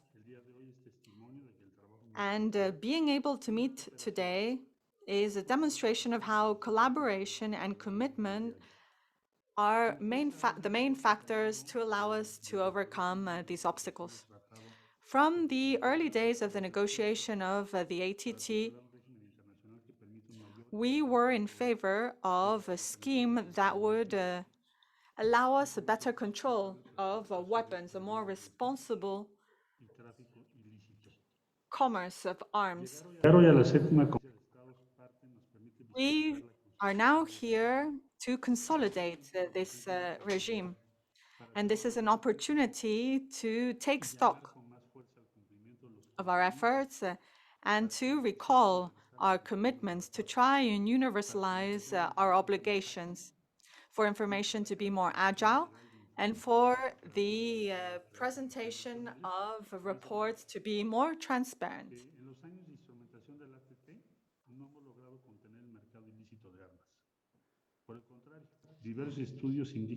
Different reports indicate that traffic of weapons has increased and that many groups benefit from the insecurity derived of these weapons. Mexico believes that from the ATT, we can improve practices and transparency in traffic of weapons, and to prevent diversion and to improve authorization of end users, as well as to promote the gender perspective. I'd like to recognize the vision of the chair of the conference, which he submits to us in his working document to strengthen the efforts to eliminate illicit transfer of small and light weapons.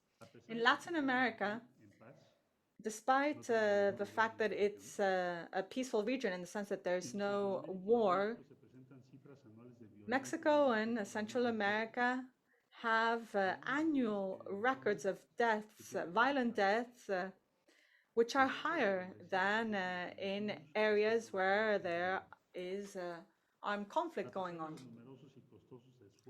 Despite all the efforts that our institutions in Mexico implement, 230,000 weapons have crossed illegally our borders each year. These are mainly heavy weapons, which in theory should only be used exclusively by armed forces. This trend has increased the power of criminal organizations and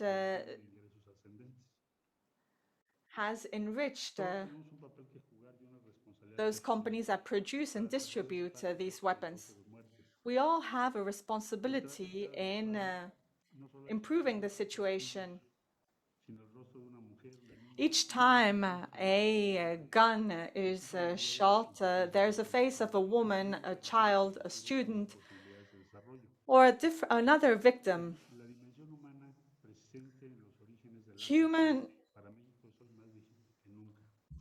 The human being should be at the origin of the ATT. I'd like also to explain to you the three strategies we have in Mexico to find a solution to this problem. At the beginning of August, our government took several private companies, American, US companies, to court for the production and commercialization of illicit weapons which contribute to violence in our country. The Federal Court of Massachusetts accepted our claim, and we are waiting for the formal notification of the claim to be approved in order for the legal procedure to continue.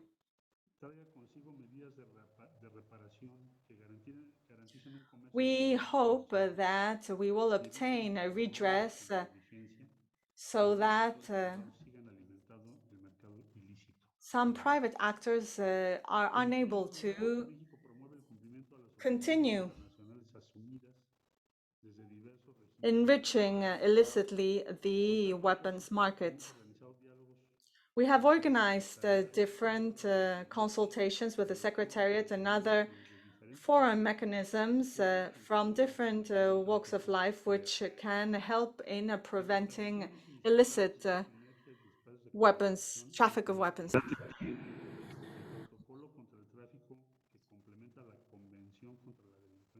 We need to find synergies and spaces to collaborate with other fora. Only like this we will be able to fulfill target 16.4 of the 2030 agenda. We share with Latin America and the Caribbean our concern to put an end to this problem, and in this sense we will preside in the following months the State Party Conference for the Inter-American Convention Against the Production and Illicit Traffic of Weapons, CIFTA. We hope from this regional perspective to advance in putting an end to illicit control of arms, munitions, pieces, and components.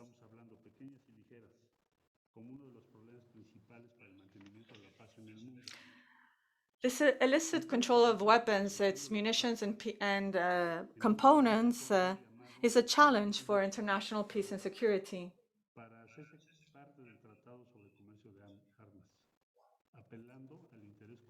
I'd like to exhort everyone to protect our humanitarian well-being. I'd like to finalize thanking Latin American Caribbean for its trust in our country, for providing us with the vice chairmanship in the 8th Conference of State Parties for the ATT. Thank you for your attention.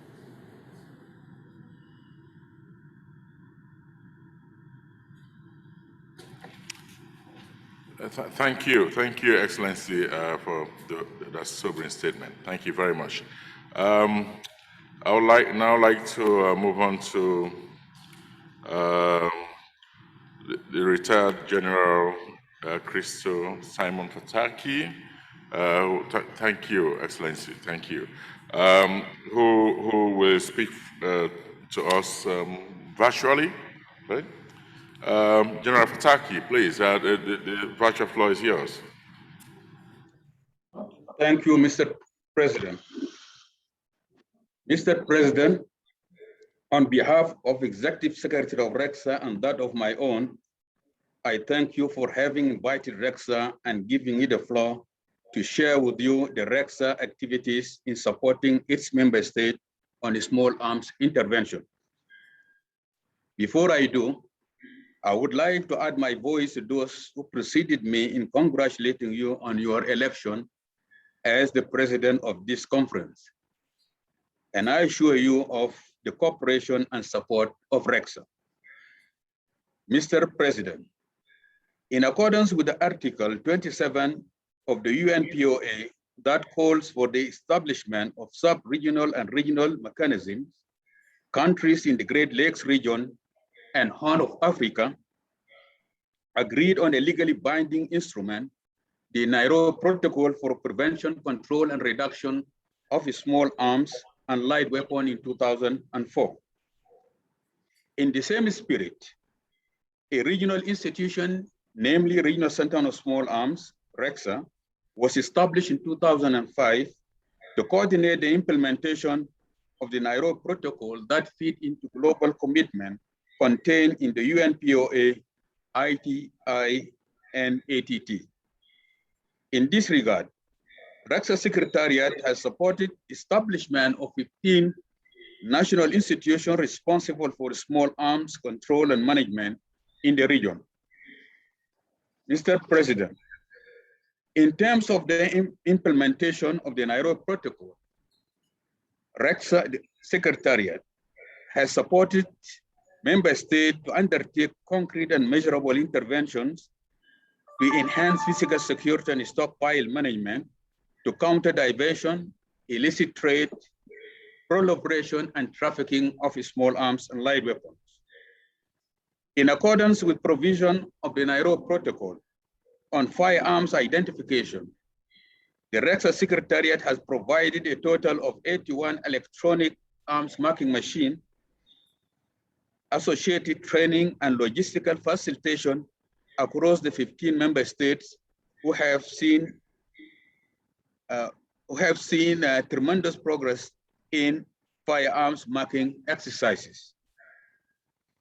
On traceability, the REXA Secretariat has developed a customized software, RSTS, to support member states in electronic record keeping. The software has already been rolled out in some member states to complement firearms marking and to facilitate reliable information retrieval and tracing. In terms of infrastructure for safe weapons and ammunition storage to curb diversion, the REXA Secretariat has supported the construction of armories in a number of member states. Similarly, REXA has provided a total of 1,900 steel arm boxes to facilitate the safe storage of firearms in remote areas. REXA Secretariat has also been active in supporting the member states to ensure that obsolete, surplus, and collected small arms are destroyed. To date, over 400,000 firearms and more than 2,000 tons of unexploded ordnances and ammunition have been destroyed using various methods. This has reduced the number of small arms in circulation and hence related risk associated with surplus or the obsolete stocks. Mr. President, with any dimension of legislation, the Rexha Secretariat has supported the harmonization of national legislations in a number of member states with regional and international instruments on small arms control and management. In this regard, a model law has been developed by Rexha Secretariat to guide the harmonization in member states that have not yet done so. To improve the quality of national practice in PSSM, the Rexha Secretariat has adopted a train-the-trainers approach to build a pool of 22 regional PSSM instructors who offer contextualized training on best practices in PSSM during the national level seminars. So far, the Rexha Secretariat has held 22 national level and 22 regional level PSSM seminars with at least 877 practitioners trained in international best practices in weapon and ammunition management. In recognition of the role of gender in small arms control, the Rexha Secretariat has developed a gender policy to guide mainstreaming of gender in small arms interventions in line with the UN Security Council Resolution 1325 and 2250. To facilitate implementation of the Nairobi Protocol, Rexha Secretariat has developed best practice guideline on the implementation of the Nairobi Protocol, best practice guideline for practical disarmament, guideline for establishment and functioning of the national institutions responsible for the small arms management and control, and national action plan, which is the major step in the implementation. Mr. President, before I conclude, I would like to state that the challenges associated with the small arms proliferation is to be compared to the political will and commitment to eradicate them, for small arms are not viewed as security and development problems. More attention is given to redress measures rather than prevention. And most importantly, the current laws in some member states are outdated and often incomplete. They need to be revised and harmonized in accordance with the regional and international instruments. The national institutions on small arms need to be strengthened and capacitated to adequately play their roles in addressing the problem of illicit small arms. There is also need for allowing small arms intervention in the wider development program and making sure that assistance for small arms interventions are long-term so that they can bear meaningful results. Finally, Mr. President, I won't let this opportunity pass by without mentioning that the Rexha Secretariat has been supporting its member state to ratify or accede to ATT. So far, Rexha has held 2 regional levels and 6 national level awareness workshops on the ATT. It also participated in 2 workshops with East African Legislative Assembly, EALA, and a workshop with Pan-African Parliament to encourage member states to ratify or accede to the ATT. Currently, Rexha is technically supporting 4 member states to ratify or accede to the treaty. Despite the numerous achievements, the proliferation of small arms remains a monumental problem to which our collective and comprehensive efforts need to be directed. I thank our member state for their contributions, the ATT Secretariat, and development partners for their support as well. I wish the time would allow to mention them all. I thank you, Mr. President.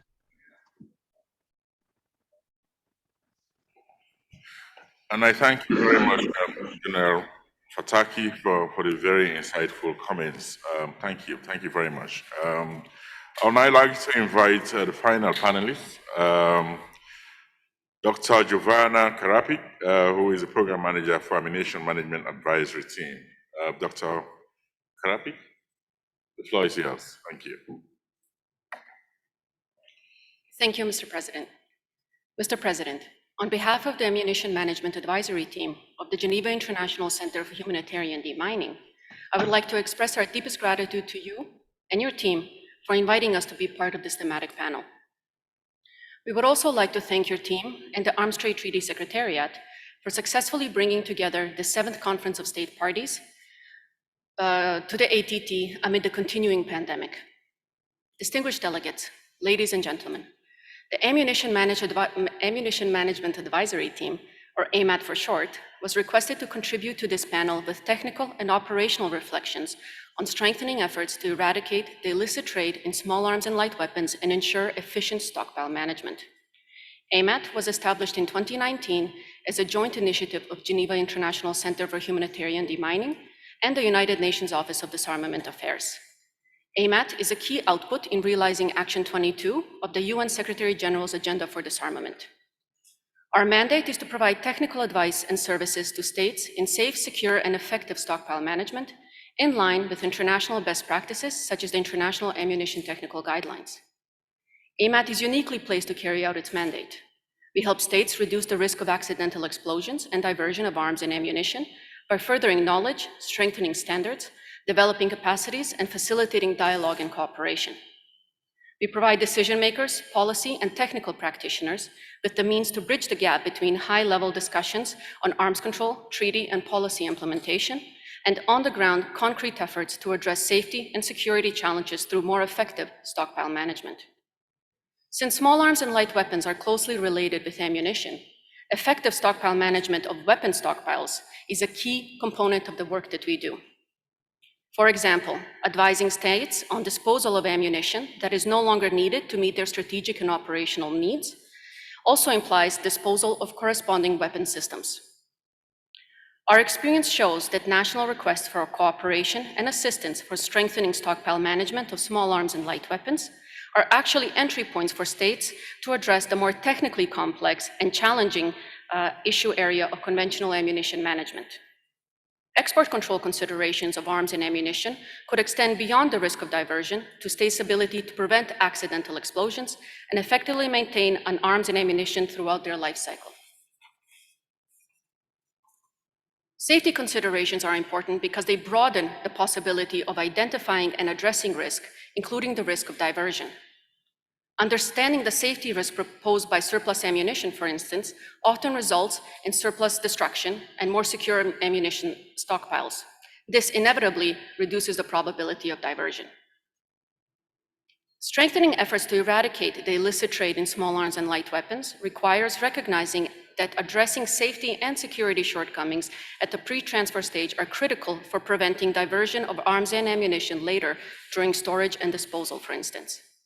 This includes putting measures in place to reduce the risk at the time of production, for example, through adequate marking, at the time of transfer, such as non-transfer clauses and user certificates, authentication of transfer documentation, and the like, at the point of storage, through physical security and inventory management, and during use or disposal, for instance, through verification or of destruction of small arms, light weapons, and ammunition.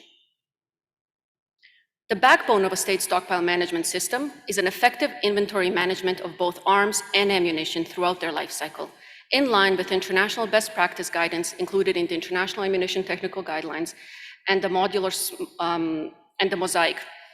modular, small arms control implementation compendium, pardon me. Effective inventory management enables a state to detect and prevent diversion of small arms and light weapons and ammunition. It also allows a state to mitigate the risk of accidental explosions by monitoring the quality of stockpiles and identifying and adequately disposing of aging, unstable, and unserviceable ammunition. States with the most severe arms and ammunition management problems might also have a hard time figuring out how to address them. In the words of one state representative, you do not know what your problems are or how to fix them until you know what you have in your stockpile, how much of it you have, what condition it is in, where it is located, what you can use it for, and how to get rid of it. As such, a key component of international cooperation and assistance packages, including those that are implemented under the ATT framework, should be on strengthening national regulations, procedures, and organizations for inventory management of both arms and ammunition. The illicit trade in small arms and light weapons and ammunition does not happen in a vacuum, but occurs within a specific national context of political instability, armed violence, and crime. Context and patterns of diversion matter. Stockpile management measures that succeed in one location might fail somewhere else. Accordingly, there is a need to map what measures work, where, and why, and for states to share relevant information with one another on effective stockpile management measures as one way of addressing diversion. To eradicate the illicit trade in small arms and light weapons and conventional ammunition requires effective stockpile management that is context responsive and as a result of cooperation between states. The paper prepared by the president of the 7th Conference of State Parties to the Arms Trade Treaty proposes that in addition to sharing relevant information on illicit activities and to further prevent diversion, importing and exporting states could agree to specific conditions and assurances concerning storage facilities, marking of items or end-user controls before export approval. Documentation and information provided during the licensing process, including in relation to transfer parties, end use, and end users, provides a degree of assurance for pre-transfer risk assessments. However, currently, there is no way to provide assurance on the effectiveness of national stockpile management practices, a key component in the effective implementation of the Arms Trade Treaty, as well as putting in place mitigating measures to prevent diversion. Moreover, while various multilateral and national standards and regional guidelines for stockpile management do exist, there is no internationally recognized methodology or mechanism for validating conformity with those international standards. Against this backdrop, through adoption of the EU Council Decision 2020-979, the European Union is funding a project that is looking at establishing a system to validate arms and ammunition policy and practice at the state and sub-state level.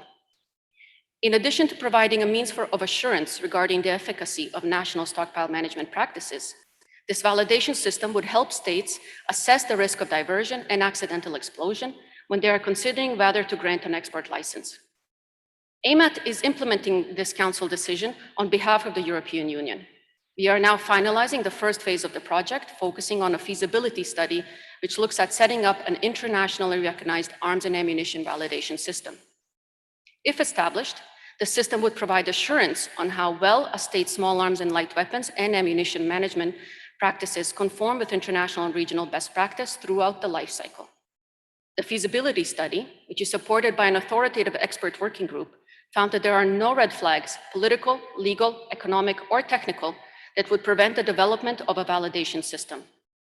The study, however, found that it will require a fair amount of political will from exporting and importing states to get a system off the ground. The eventual form the system would take depends greatly on decisions made by states, as multiple paths have been identified. The feasibility study finds that a self-assessment approach, verified by internationally recognized conformity assessment body, is likely the best option.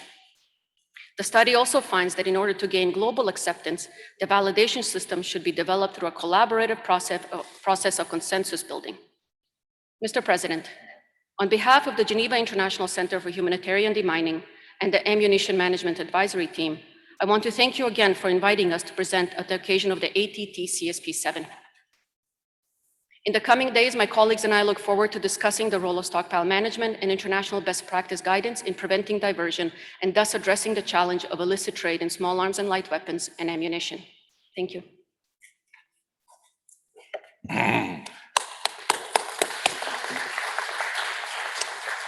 I thank you very much, Dr. Karapi. Thank you. Thank you for amplifying the team and for bringing new dimensions to the conversation. Thank you so very much. Dr. Karapi is our last speaker, our last panelist. But the floor is now open to delegations, excellencies, who may want to speak to the theme, and we can do so before wrapping up this particular item. The floor is open. We do already have the highly efficient secretariat has already gotten a list of people, delegates who would like to make a statement. So we begin, number one, China, Ambassador Song Lei, Ambassador for the Foreign Affairs of China's permanent mission, to take the floor. China, please. Thank you, Mr. President. The Chinese delegation would like to congratulate Sela Riang on the assumption of the presidency of the 7th ATT conference and assure you of our active support. Mr. President, this is the first time that China participates in the conference with the official status of a state party. China's accession to ATT is a significant step to actively take part in the governance of global arms trade and the safeguard of the world and regional peace and stability. It fully reflects China's determination in supporting multilateralism and its resolve and sincerity in the commitment to the community with shared future for mankind. China has already provided the general statement to the Secretariat by writing.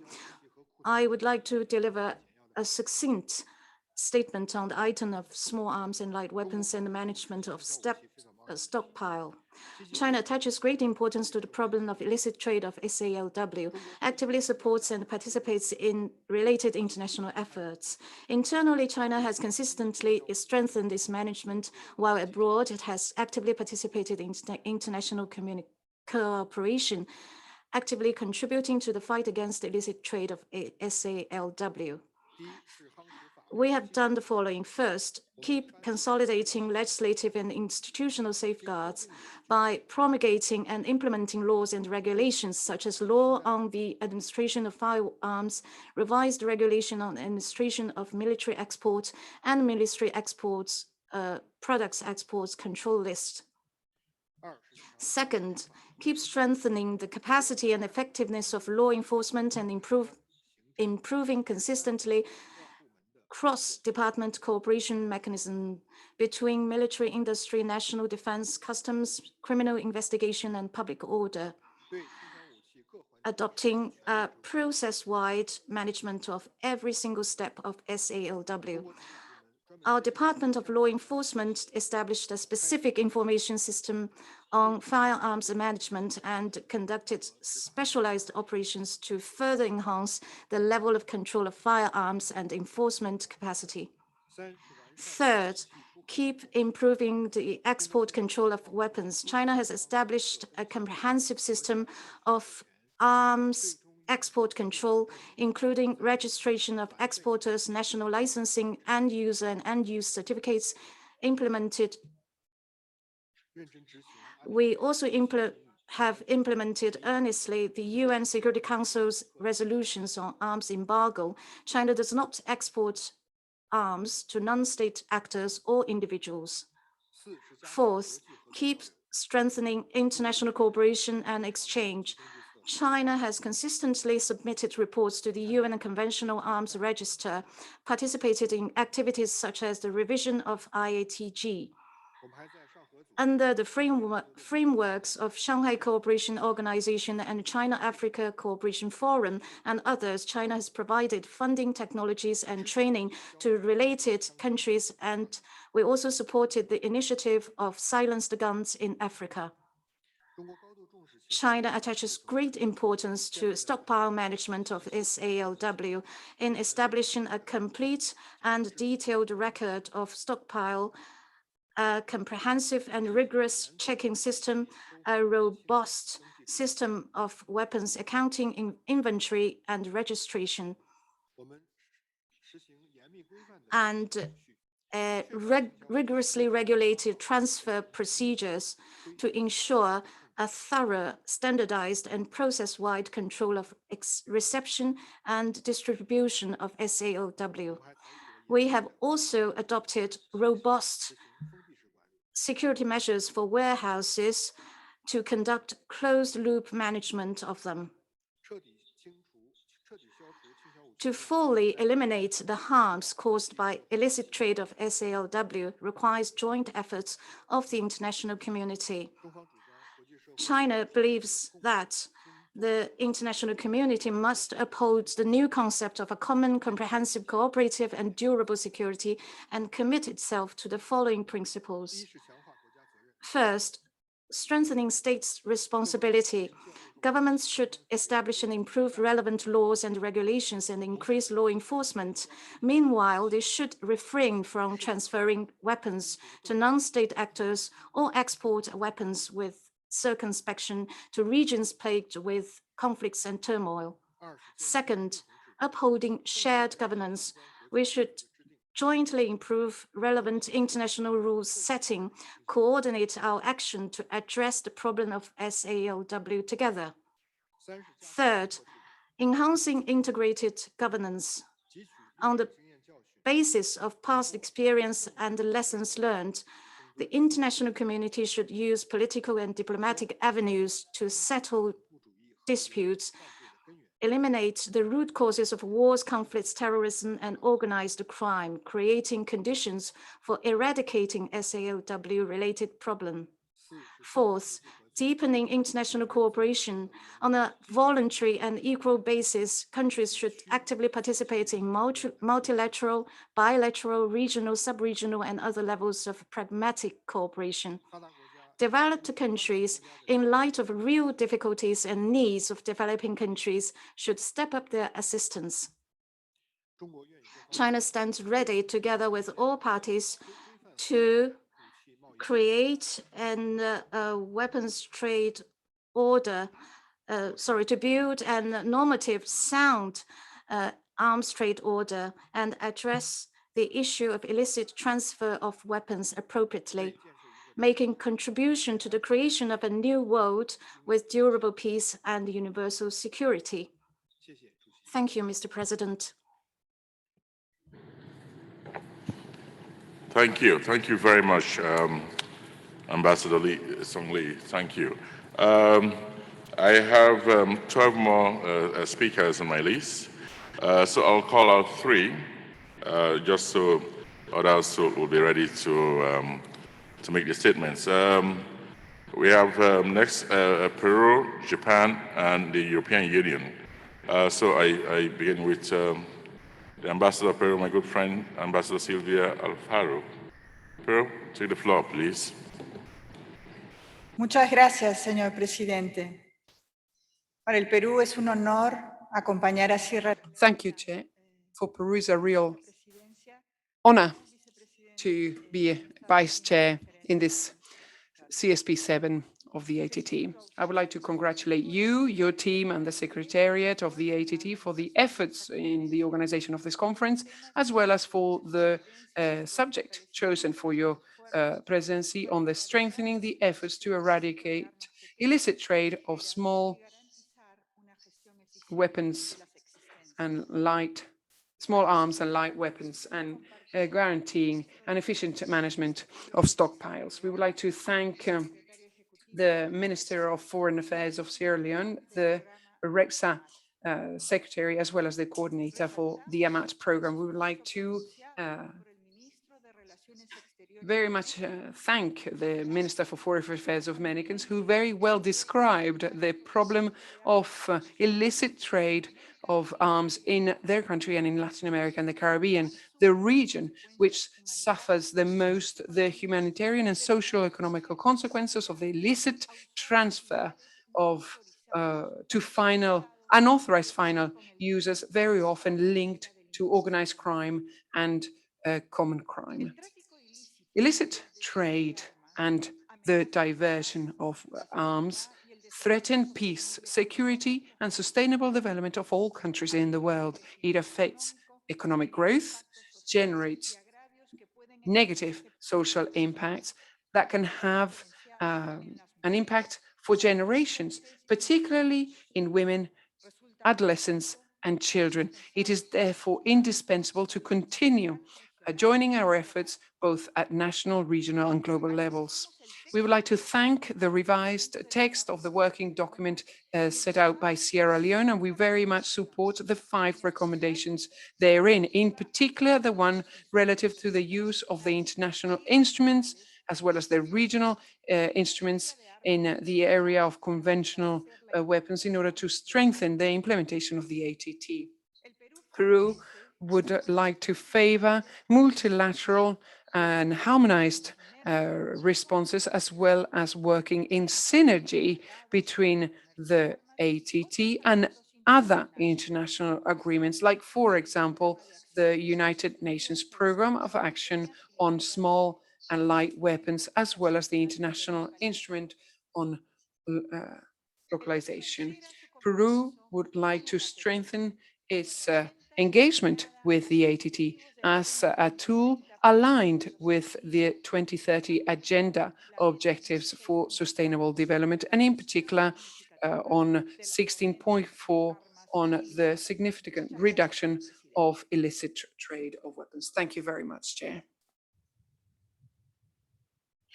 And thank you, Ambassador. Thank you very much for your kind words. Thanks for your support. We now move on to Japan, and at this point, looking at the time, I'll suggest that I'll kindly suggest that speakers generously limit their contributions to around 2 minutes, if possible. Thank you. Thank you very much. Japan, please, Ambassador Ogasawara. Thank you, Mr. President. At the outset, I would like to congratulate you for your assumption of this very important responsibility at this very difficult juncture. Please be assured of the full support and cooperation of my delegation throughout your presidency. Japan would like to express its sincere appreciation for your leadership and your dedication to prepare and update the working paper on small arms and light weapons and stockpile management.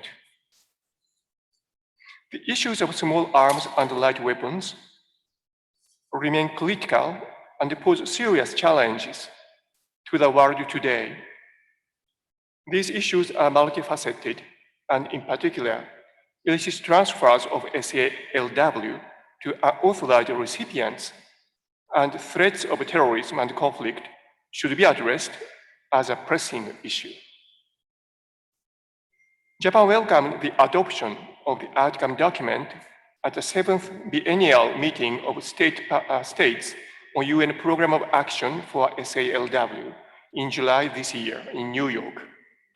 As a result, the international community renewed its commitment to implement practical and effective measures to address the issues pertaining to SALW at national, regional, and global levels.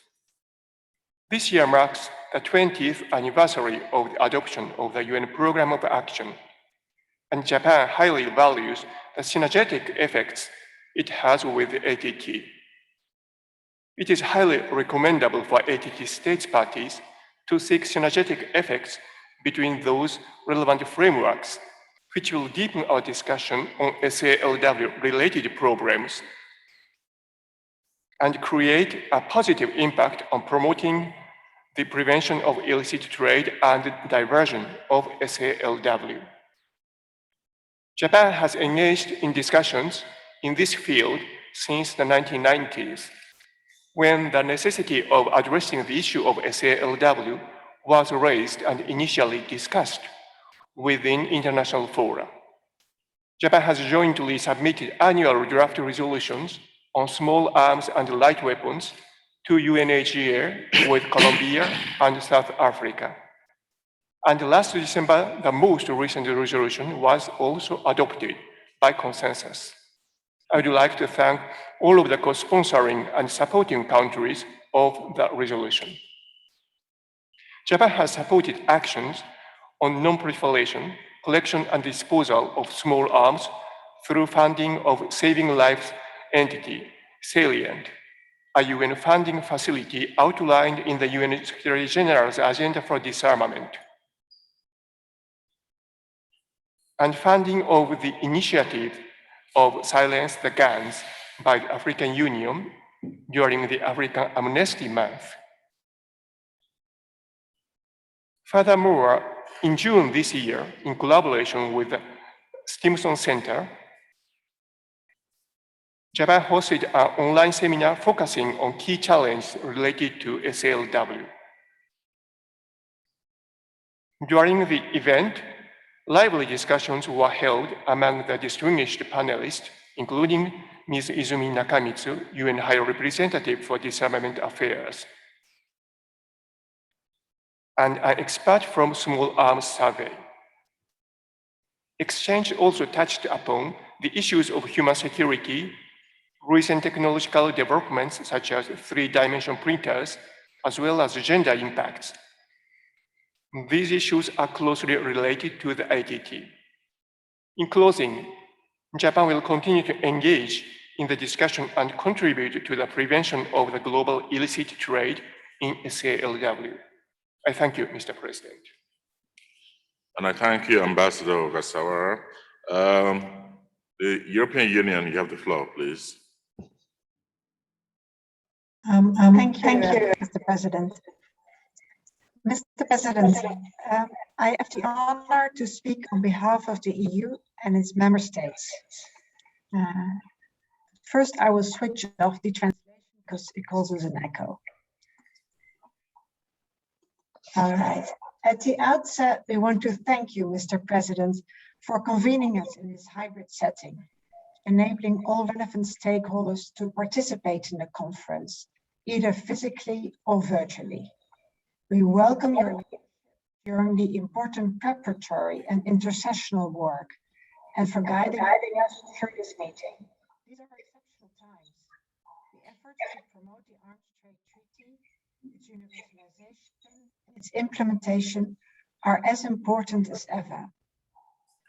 Your continuous efforts in this regard are highly appreciated.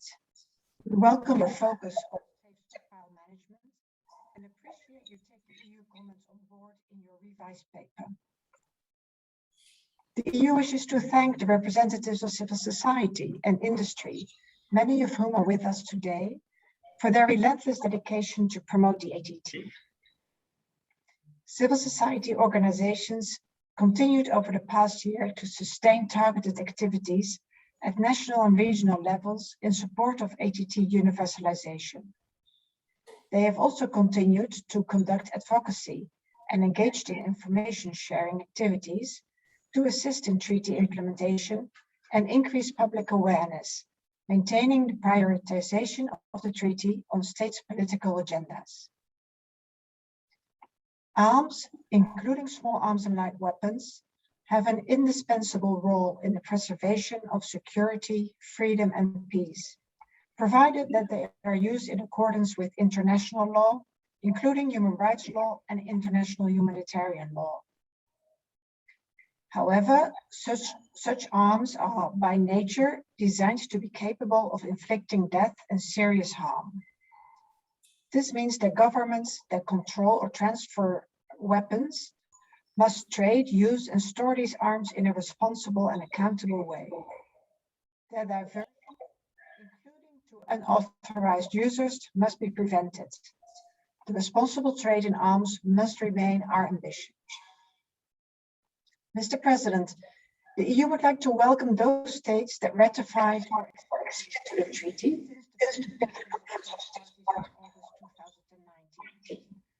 China, South Korea, Principe, Afghanistan, and Niue, and have thereby shown their commitment to preventing illicit trade in conventional arms, their diversion to the illicit market, or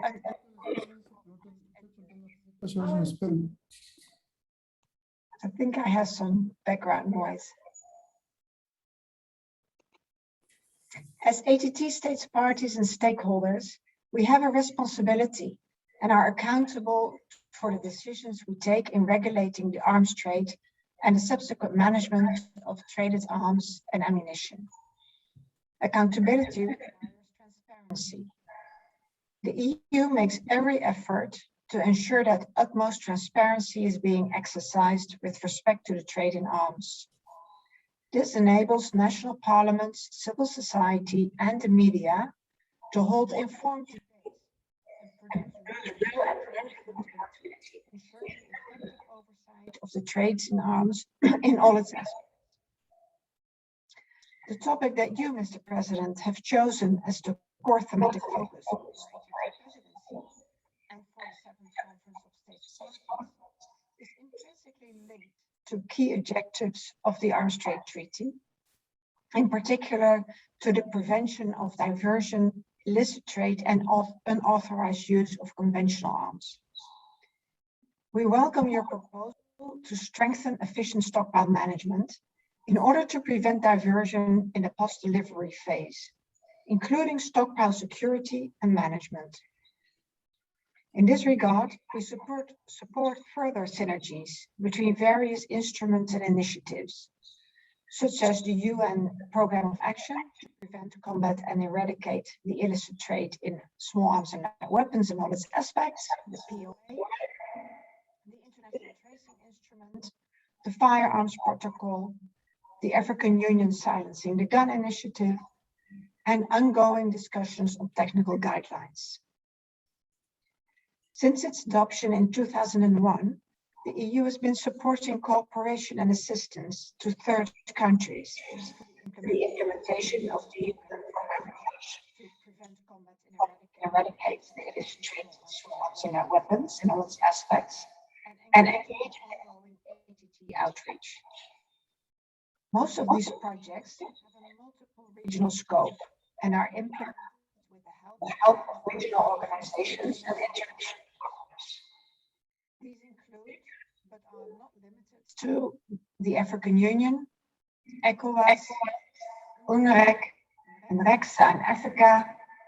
And in Europe, the EU works with the Organization for Security and Cooperation in Europe, OSCE, and the Southeastern and Eastern Clearing House for the Control South, CSAC, that is part of UNDP, including support to the implementation of the roadmap for a sustainable solution to arms control in the Western Balkans by 2024.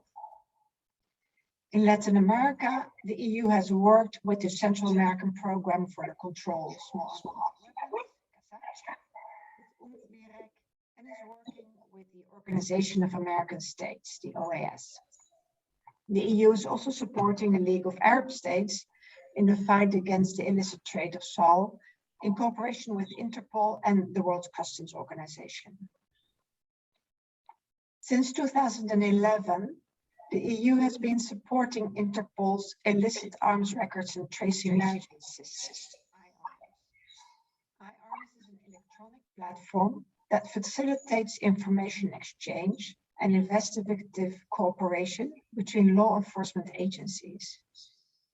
Since 2013, the EU has also been supporting ITRIS, a global reporting network conventional weapons and ammunition in conflict-affected areas, implemented by Conflict Armament Research, CAR. The risk of cell diversion can significantly be reduced by effective arms control and risk assessment prior to authorized transfer. The use of authenticated end-user agreements or documents, as supported by the UN POA and the ATT, should be promoted. In January 2021, the Council adopted a decision establishing a common approach on the elements of end-user in the context of the export of salt ammunition. The adoption of this Council Decision 2021-38 represents another important step towards further convergence in arms export policies of EU member states. It also contributes to reducing the risk of arms diversion, creating a level playing field, and increasing clarity for the defense industry and its The safe and secure management of small arms and light weapons and ammunition stockpiles is critical in the prevention of illicit proliferation and accidental explosions. From its inception, the UN Programme of Action recognized stockpile management as one of the key responsibilities of the state in their efforts to prevent the diversion of SAL, and is relevant to much of our work within the ATT.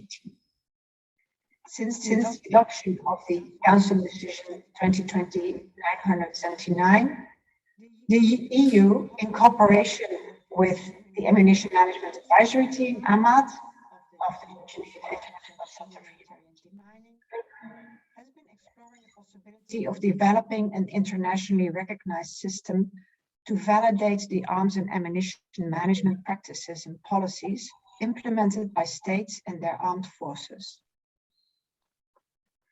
As indicated in the EU strategy against illicit firearms, small arms and light weapons and their ammunition, that was adopted by the Council of the European Union on 19 November 2018, the EU commits to continue supporting cooperation and assistance for the implementation of the UN Programme of Action and the ATT, with a focus on regional cooperation, and to participate in and support coordination with other donors.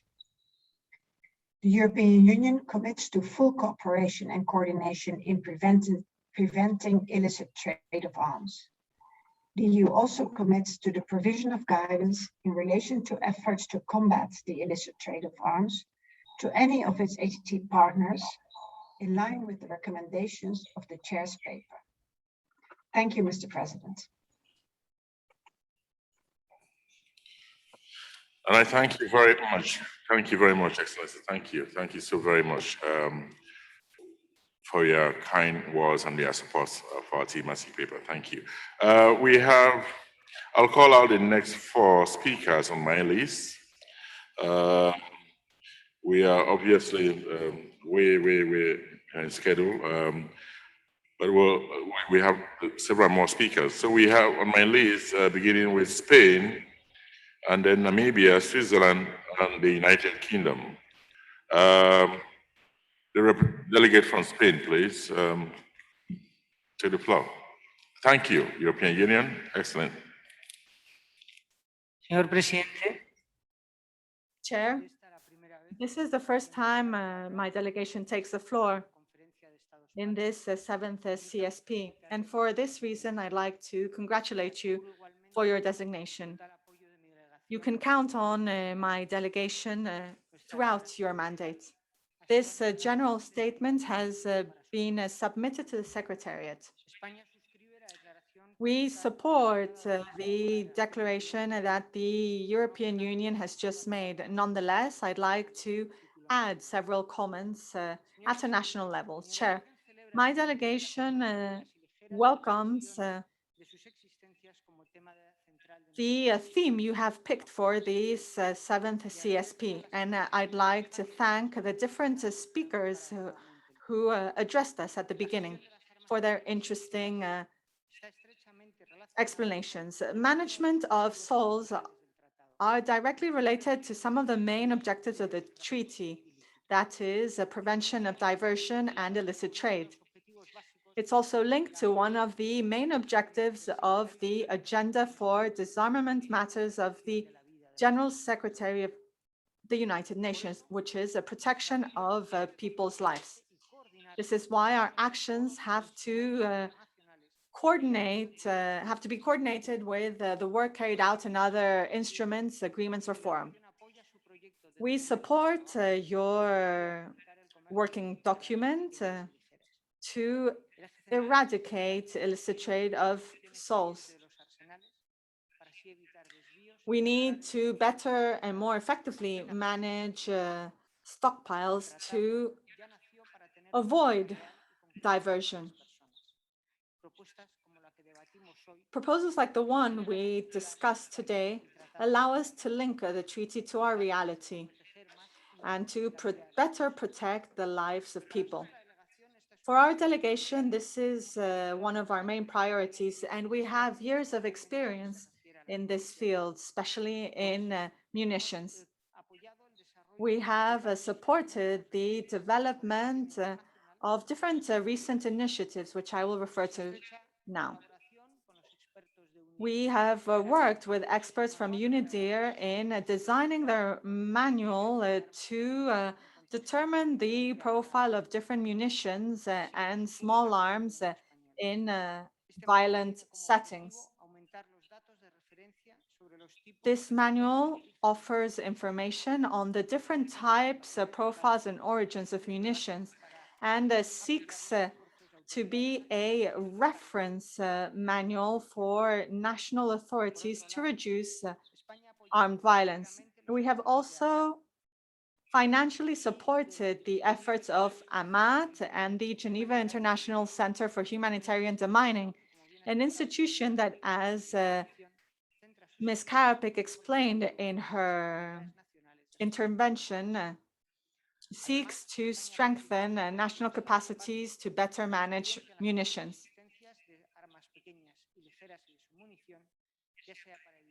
Spain, Chair, would also like to put at the disposal of other state parties our experience in managing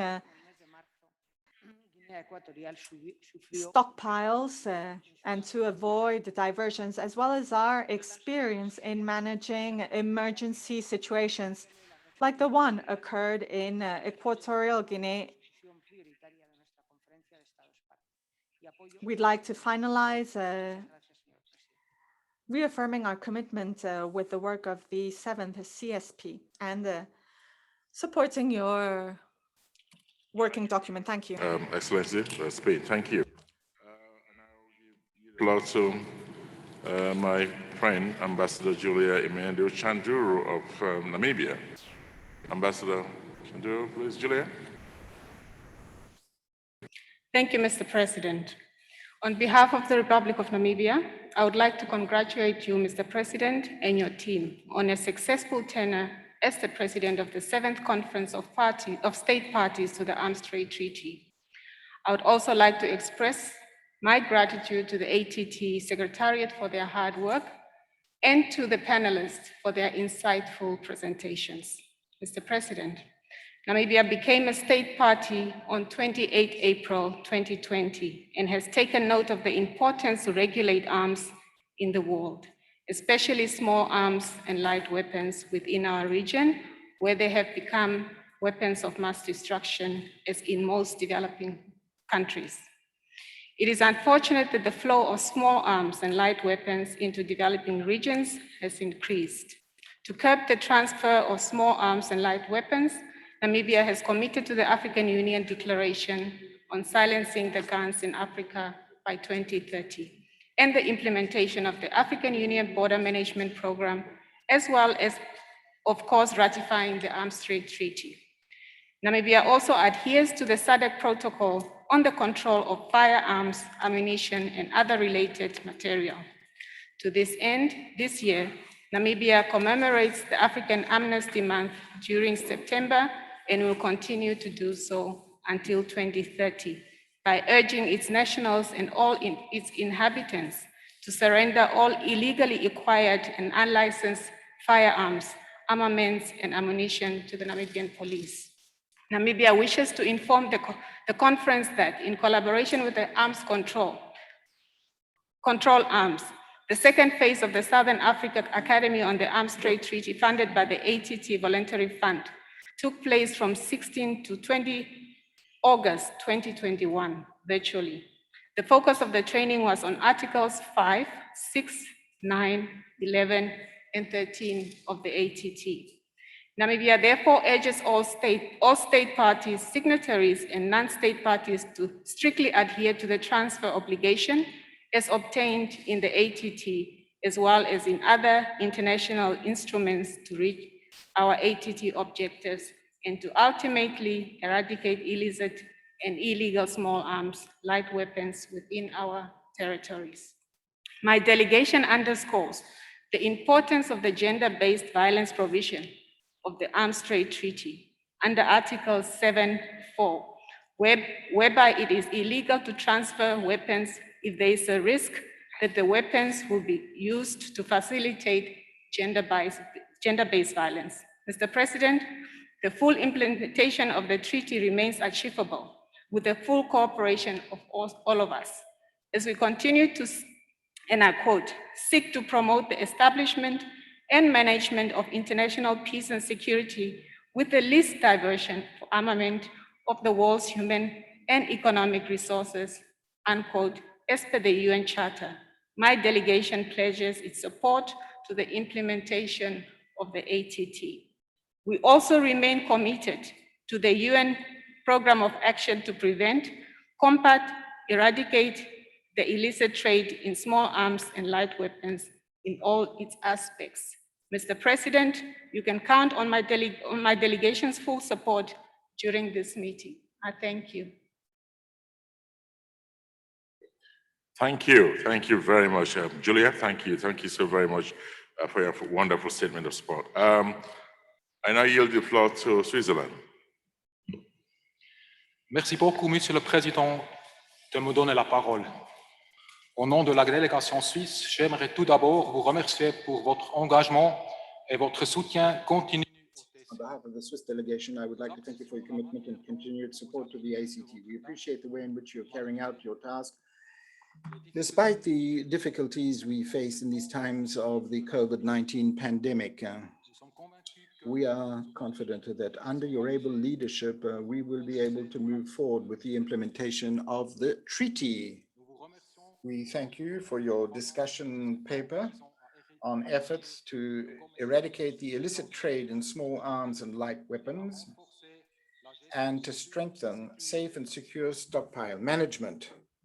These are two important issues where progress in implementation is needed. We consider it appropriate to map the relevant international and regional instruments in this area and to make best use of the guidance they provide and the mechanisms they include. In this regard, the efforts of the OSCE participating states to update the OSCE Good Practice Guide on Small Arms and Light Weapons and the Good Practice Guide on Stockpiles of Conventional Ammunition will certainly be relevant. Switzerland also welcomes your initiative to formalize the discussion between states parties on cooperation in preventing arms diversion, especially in the post-export phase. Switzerland will contribute with its expertise and experience in the framework of the working groups as foreseen in their multi-year work plans. Mr. Chairman, Switzerland supports your recommendations and looks forward to continued cooperation between the states parties in their implementation. Thank you, Mr. Chairman and President. Merci beaucoup, Switzerland. Thank you for the support. I now call upon my friend, who haven't seen him for a while actually, Ambassador Little, United Kingdom, please. Thank you, Mr. President, and it's a pleasure to see you. As this is the first time the UK delegation takes the floor, let me congratulate you very warmly on your assumption of the presidency of the 7th Conference of States Parties and assure you and your team of my delegation's continued full support. My delegation also warmly welcomes your presidency's focus on strengthening efforts to eradicate the illicit trade in small arms and light weapons and ensure efficient stockpile management, and your revised working paper. Full and effective implementation of the Arms Trade Treaty is essential in supporting these efforts. As the paper sets out, a strong export licensing system with a comprehensive risk assessment prior to the transfer of small arms and light weapons is critical. We must ensure, however, that we do not create unnecessary barriers and unrealistic requirements for state parties. This would be to the detriment of effective implementation of the treaty and the reinforcement of international security safeguards that full adherence can achieve. The UK welcomes the paper's focus on gender and the call for the full, equal and effective participation of women in all aspects of the implementation of the Arms Trade Treaty. The UK supports this objective and the recognition of the differing effects on women, men, girls and boys of the illicit trade in small arms and light weapons. We were pleased to support similar language on gender in the recent UNPOA Biennial Meeting of States report, an example of the synergies between our work here and discussions in other fora, which His Excellency Mr. Ebrard mentioned earlier. The UK is also leading a review of OSCE best practice guidance on small arms and light weapons stockpile management, and is a committed participant in the group of government experts on ammunition stockpiles. Finally, I would like to join His Excellency Professor Francis in stressing the importance of international cooperation. The UK provides a range of capacity building programmes as part of defence and security reform projects, counter-proliferation initiatives, and conflict prevention and resolution interventions. The UK was pleased to support an ammunition management advisory team project last year, which created a comprehensive training programme on the international ammunition technical guidelines. We are supporting a further project this year which will digitalise the guidelines, allowing states to easily access and apply best practice processes to the safe management of ammunition stockpiles. Once again, let me express my delegation's gratitude for the important work the Presidency has done and the leadership you have shown on this crucial issue. Thank you, Mr. President. I thank you very much, Ambassador Lido. Thank you, and thank you for your support. Thank you very much. We have, let me read out the list of countries remaining on our speakers list. We have next Hungary, and Republic of Korea, France, Ireland, and Romania in that order. After that, the Honorable Minister of Foreign Affairs, Professor Francis, will give the closing statements ending this agenda item. So I yield the floor to Hungary, please. Chairperson, Hungary associates itself with the statement that was delivered on behalf of the EU. Nevertheless, I wish to make a few remarks to this particular discussion from a national perspective. First of all, I would like to thank you, Sierra Leone, for leading the preparations for the 7th Conference of the State Parties through a very challenging year. We are particularly glad for the choice of strengthening efforts to eradicate the illicit trade in small arms and light weapons and ensuring efficient stockpile management as the priority theme. Undoubtedly, the illicit trafficking in small arms and light weapons and their diversion represent a very serious threat to security, as these weapons kill or injure more people than any other kind of weapons. Hungary fully shares the view that stockpile management is key to preventing diversion in the post-delivery phase.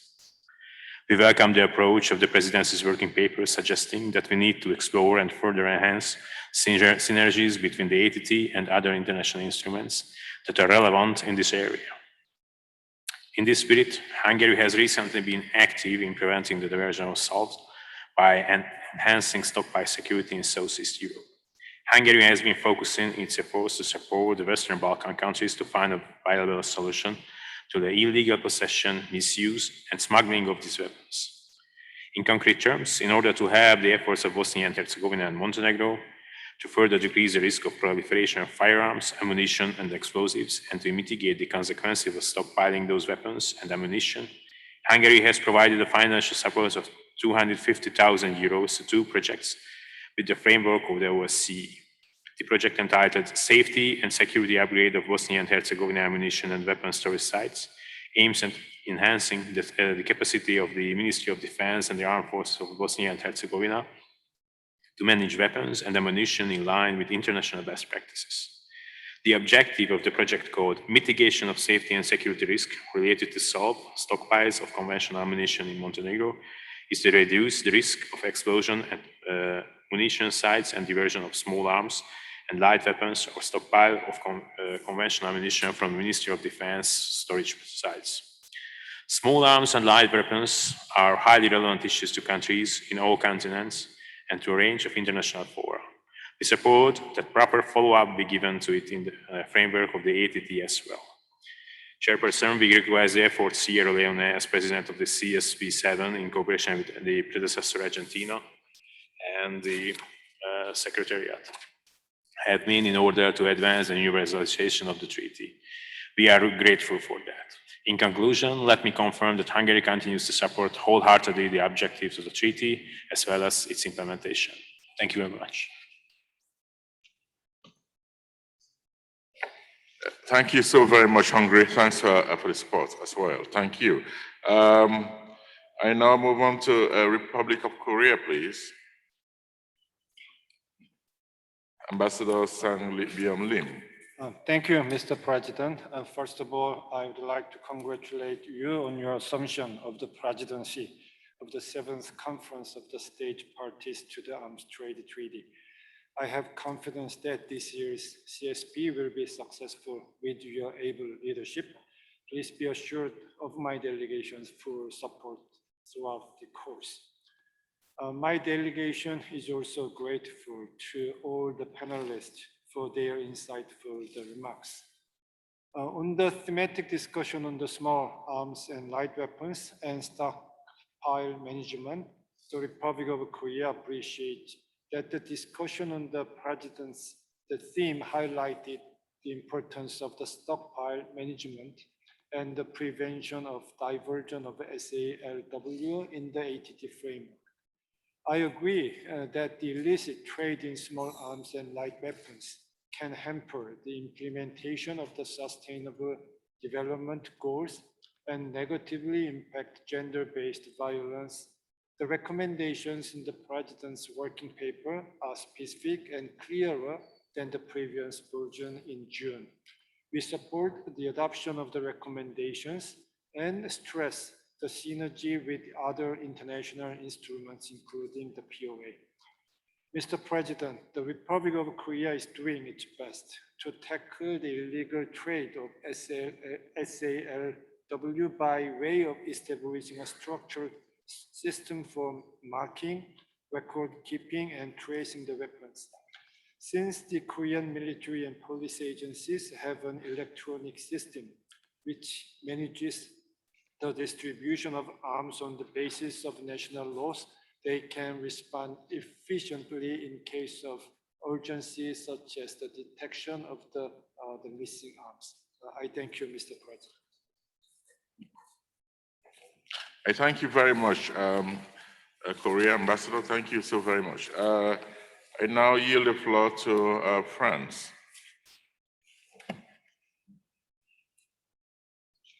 Je vous remercie, Monsieur le Président, et permettez-moi de vous féliciter pour votre direction responsable dans ce contexte contraint et soyez assurés du plein soutien de la France à vos efforts. Thank you very much, Mr. President, and my congratulations on your efforts. The statement made by the European Union, and we would like to add the following components. We'd like to thank you for your documents, and we have welcomed the proposal of having as a main theme of our exchanges the consolidation of efforts aimed at eradicating illicit trade of light weapons. The prevention against the traffic of traditional weapons is a key element. France has considered this very particularly, submitting a number of documents on this theme, as well as that of the fight against the hijacking of these weapons. We would like to congratulate you on gender issues, as well as the reference to sustainable development aims and of identifying synergies with other existing instruments. We fully endorse the orientations that have been put forward in your document, which is very clear and ambitious, as well as the recommendations that appear there. We would like to make 3 comments. On recommendation number 2, we think it's particularly important to highlight that this cooperation only take place voluntarily and that this should be reflected in the document. On recommendation number 3, the proposal relating to conditions of specific guarantees on stockpiling installations that could be approved between exporting and importing states, we think is very pertinent. However, we feel that this proposal could be extremely difficult to implement in practical terms because it would have to be done as necessary. Recommendation number 4, finally, France would like to welcome the terms used for encouraging state parties and exchange of information on measures taken for stockpile management and measures for attenuating risks in relation to Article 7.4. We would also like to thank the presidency for having specified these recommendations, including related stockpiling security. Mr. President, you can be assured of the endorsement of France and that we are standing with you. Thank you very much. Thank you so much, France. Thank you, Ms. Bentijet. Thanks for your support, and we'll take your points into consideration. Now move on to Ireland, please. Thank you, Mr. President. President, Ireland aligns itself with the statement delivered by the European Union and would like to add the following remarks in a national capacity. Ireland has also submitted a general statement in writing for inclusion in the record of the conference. President, as this is my first time taking the floor, please allow me to congratulate you on your assumption of the presidency and to thank you and your team for your leadership during the preparatory process. I would also like to extend my sincere thanks to the Secretariat for its work over the past year in very difficult circumstances. Ireland assures you of our full support and cooperation. President, Ireland welcomes the thematic focus of this CSP on small arms and light weapons and stockpile management. We regard the ATT as a vital instrument in the international community's efforts towards regulating the trade in conventional arms and eliminating illegal arms transfers. Our shared goal is a safer and more secure world, as envisaged in the ambitious 2030 agenda. Strict and effective stockpile management is an essential tool in preventing the diversion of conventional arms. Poorly managed, insecure, or unsafe stockpiles can be vulnerable to theft, looting, corruption, and illegal sale, fueling diversion and the illicit trade in small arms and light weapons. In turn, the presence of illicit arms can be destabilizing and is closely correlated to higher rates of violence, including sexual and gender-based violence. While remaining conscious of the need to address the root causes of conflict, national efforts must be complemented by sustainable governance, including comprehensive arms export and transfer controls, regulation, and risk mitigation. President, your working paper highlights the necessity of urgent action to combat diversion in the post-delivery phase and sets out a clear path for how the ATT can tackle the issue. We welcome the proposal to better utilize and map existing guidance to help tackle the illicit trade in SOL and strengthen stockpile management. Many excellent reports and guides have been prepared by international and regional organizations in recent years, which can and should be leveraged to enhance ATT implementation. To this end, we would encourage states to consult UNODA's recent paper on the incorporation of gender perspectives in ammunition management, an area frequently overlooked in diversion, which Ireland was proud to help support. We support your proposal to explore the many crucial interlinkages the ATT shares with key international frameworks, such as the UN Programme of Action on Small Arms and Light Weapons, and regional initiatives, such as the African Union's Silencing the Guns. It is through supporting these mutually beneficial instruments that we can best amplify our collective efforts against illicit arms. Lastly, we strongly endorse the proposal to encourage information exchange on Article 7.4 on gender-based violence. These are critical issues and necessary to demonstrate that states parties are committed to the full implementation of the decisions taken at the 5th Conference of States Parties.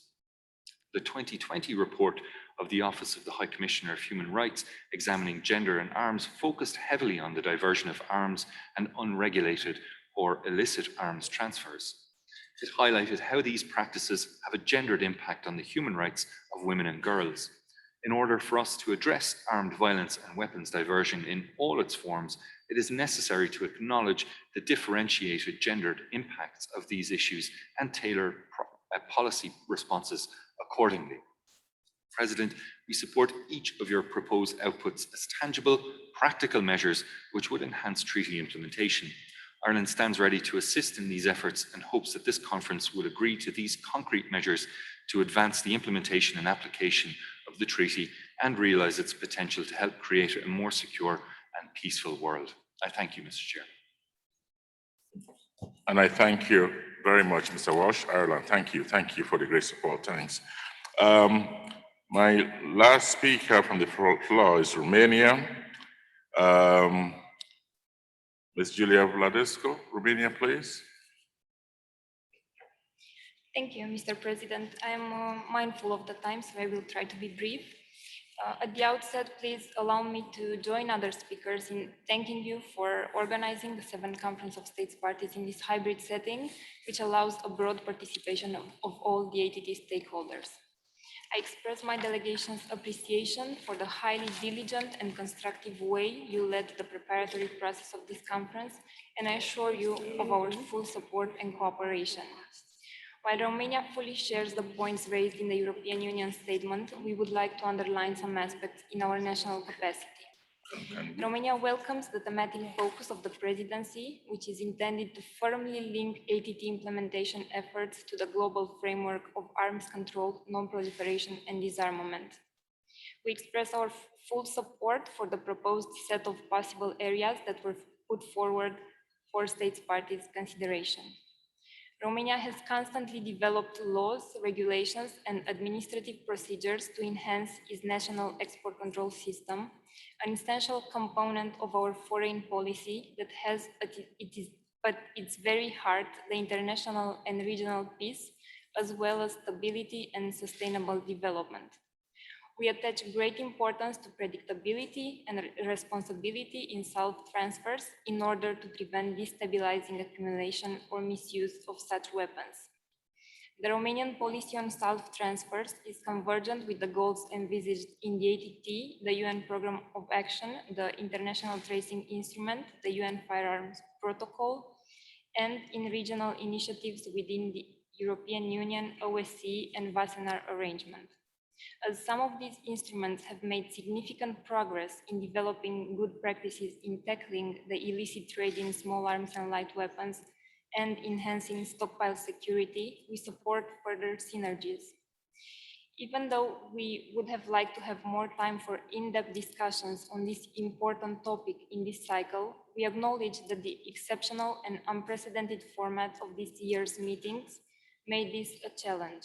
In any case, we believe that the recommendations you made in your paper allow for further information sharing, and we stand ready to continue exchanging good practices on the matter with the entire ATT community in the working group on effective treaty implementation or other relevant subsidiary bodies, to learn from other partners' experience and to continue to adapt our export control system to further developments in the area.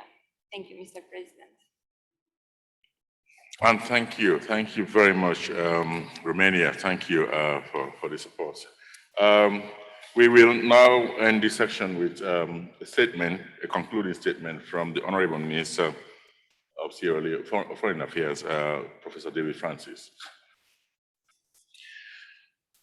Mr. President, Excellencies, distinguished delegates, as we conclude this discussion on the CSP7 President's thematic paper, I'm encouraged by the statements of support and endorsement from all delegations that have taken the floor. In this regard, I note the interest expressed in our theme as reflected in the adoption of the ATT 2020 resolution. I particularly note the active engagement of states parties and all other stakeholders, including civil society organizations, in developing our theme and working paper. I reiterate my call and that of my President, His Excellency, Dr. Julius Maada Bio, encouraging state parties to endorse the 5 recommendations in the working paper.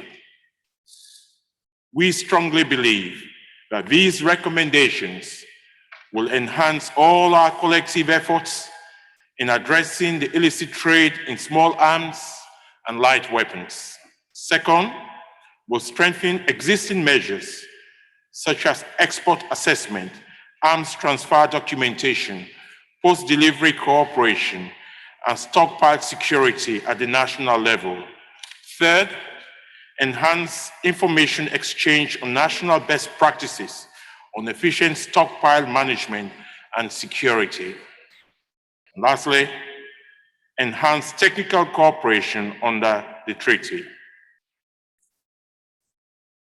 Your Excellencies, distinguished delegates, I encourage you all to endorse the 5 recommendations of the thematic working paper as your historic contribution to universalize the Arms Trade Treaty and its effective implementation. This is your historic contribution to global peace and security. I thank you. And I thank you very much, Honorable Minister, Excellency, Professor David Francis, for those closing remarks. I thank you all delegates for the unanimous support for the paper. I thank you for the great participation.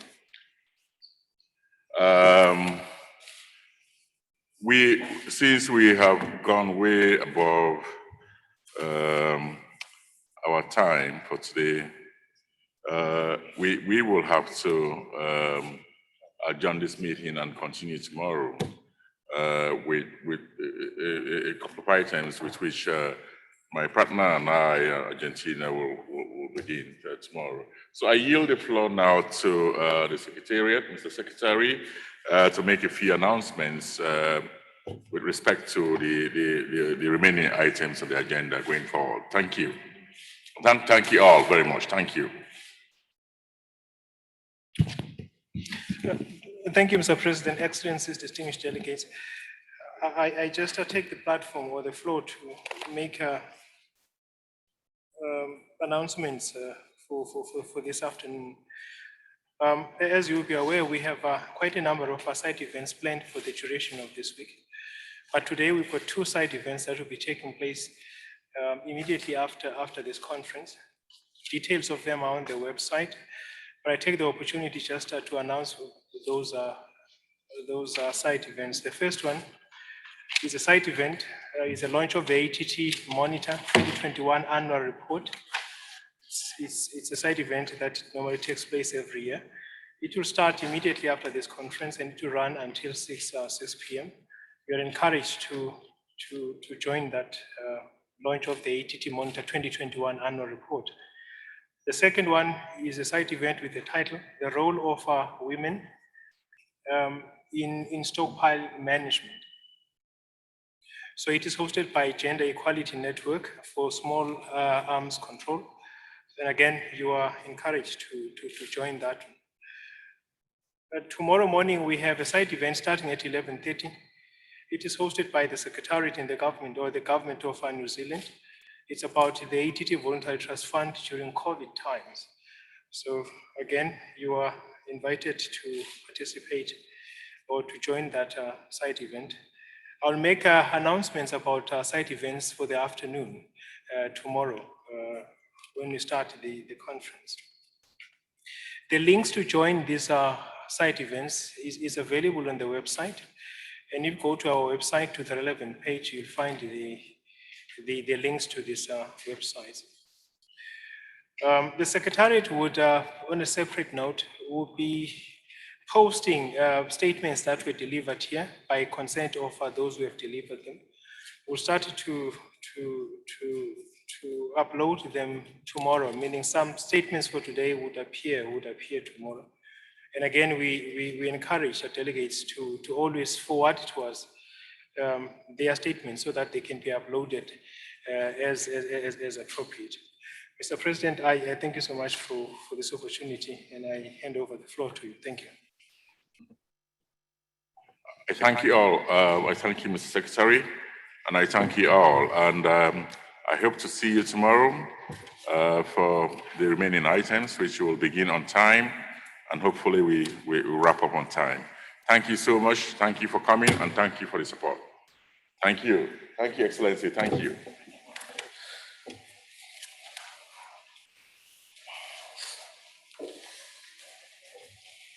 Thank you. Thank you. Thank you very much. this mic, all right?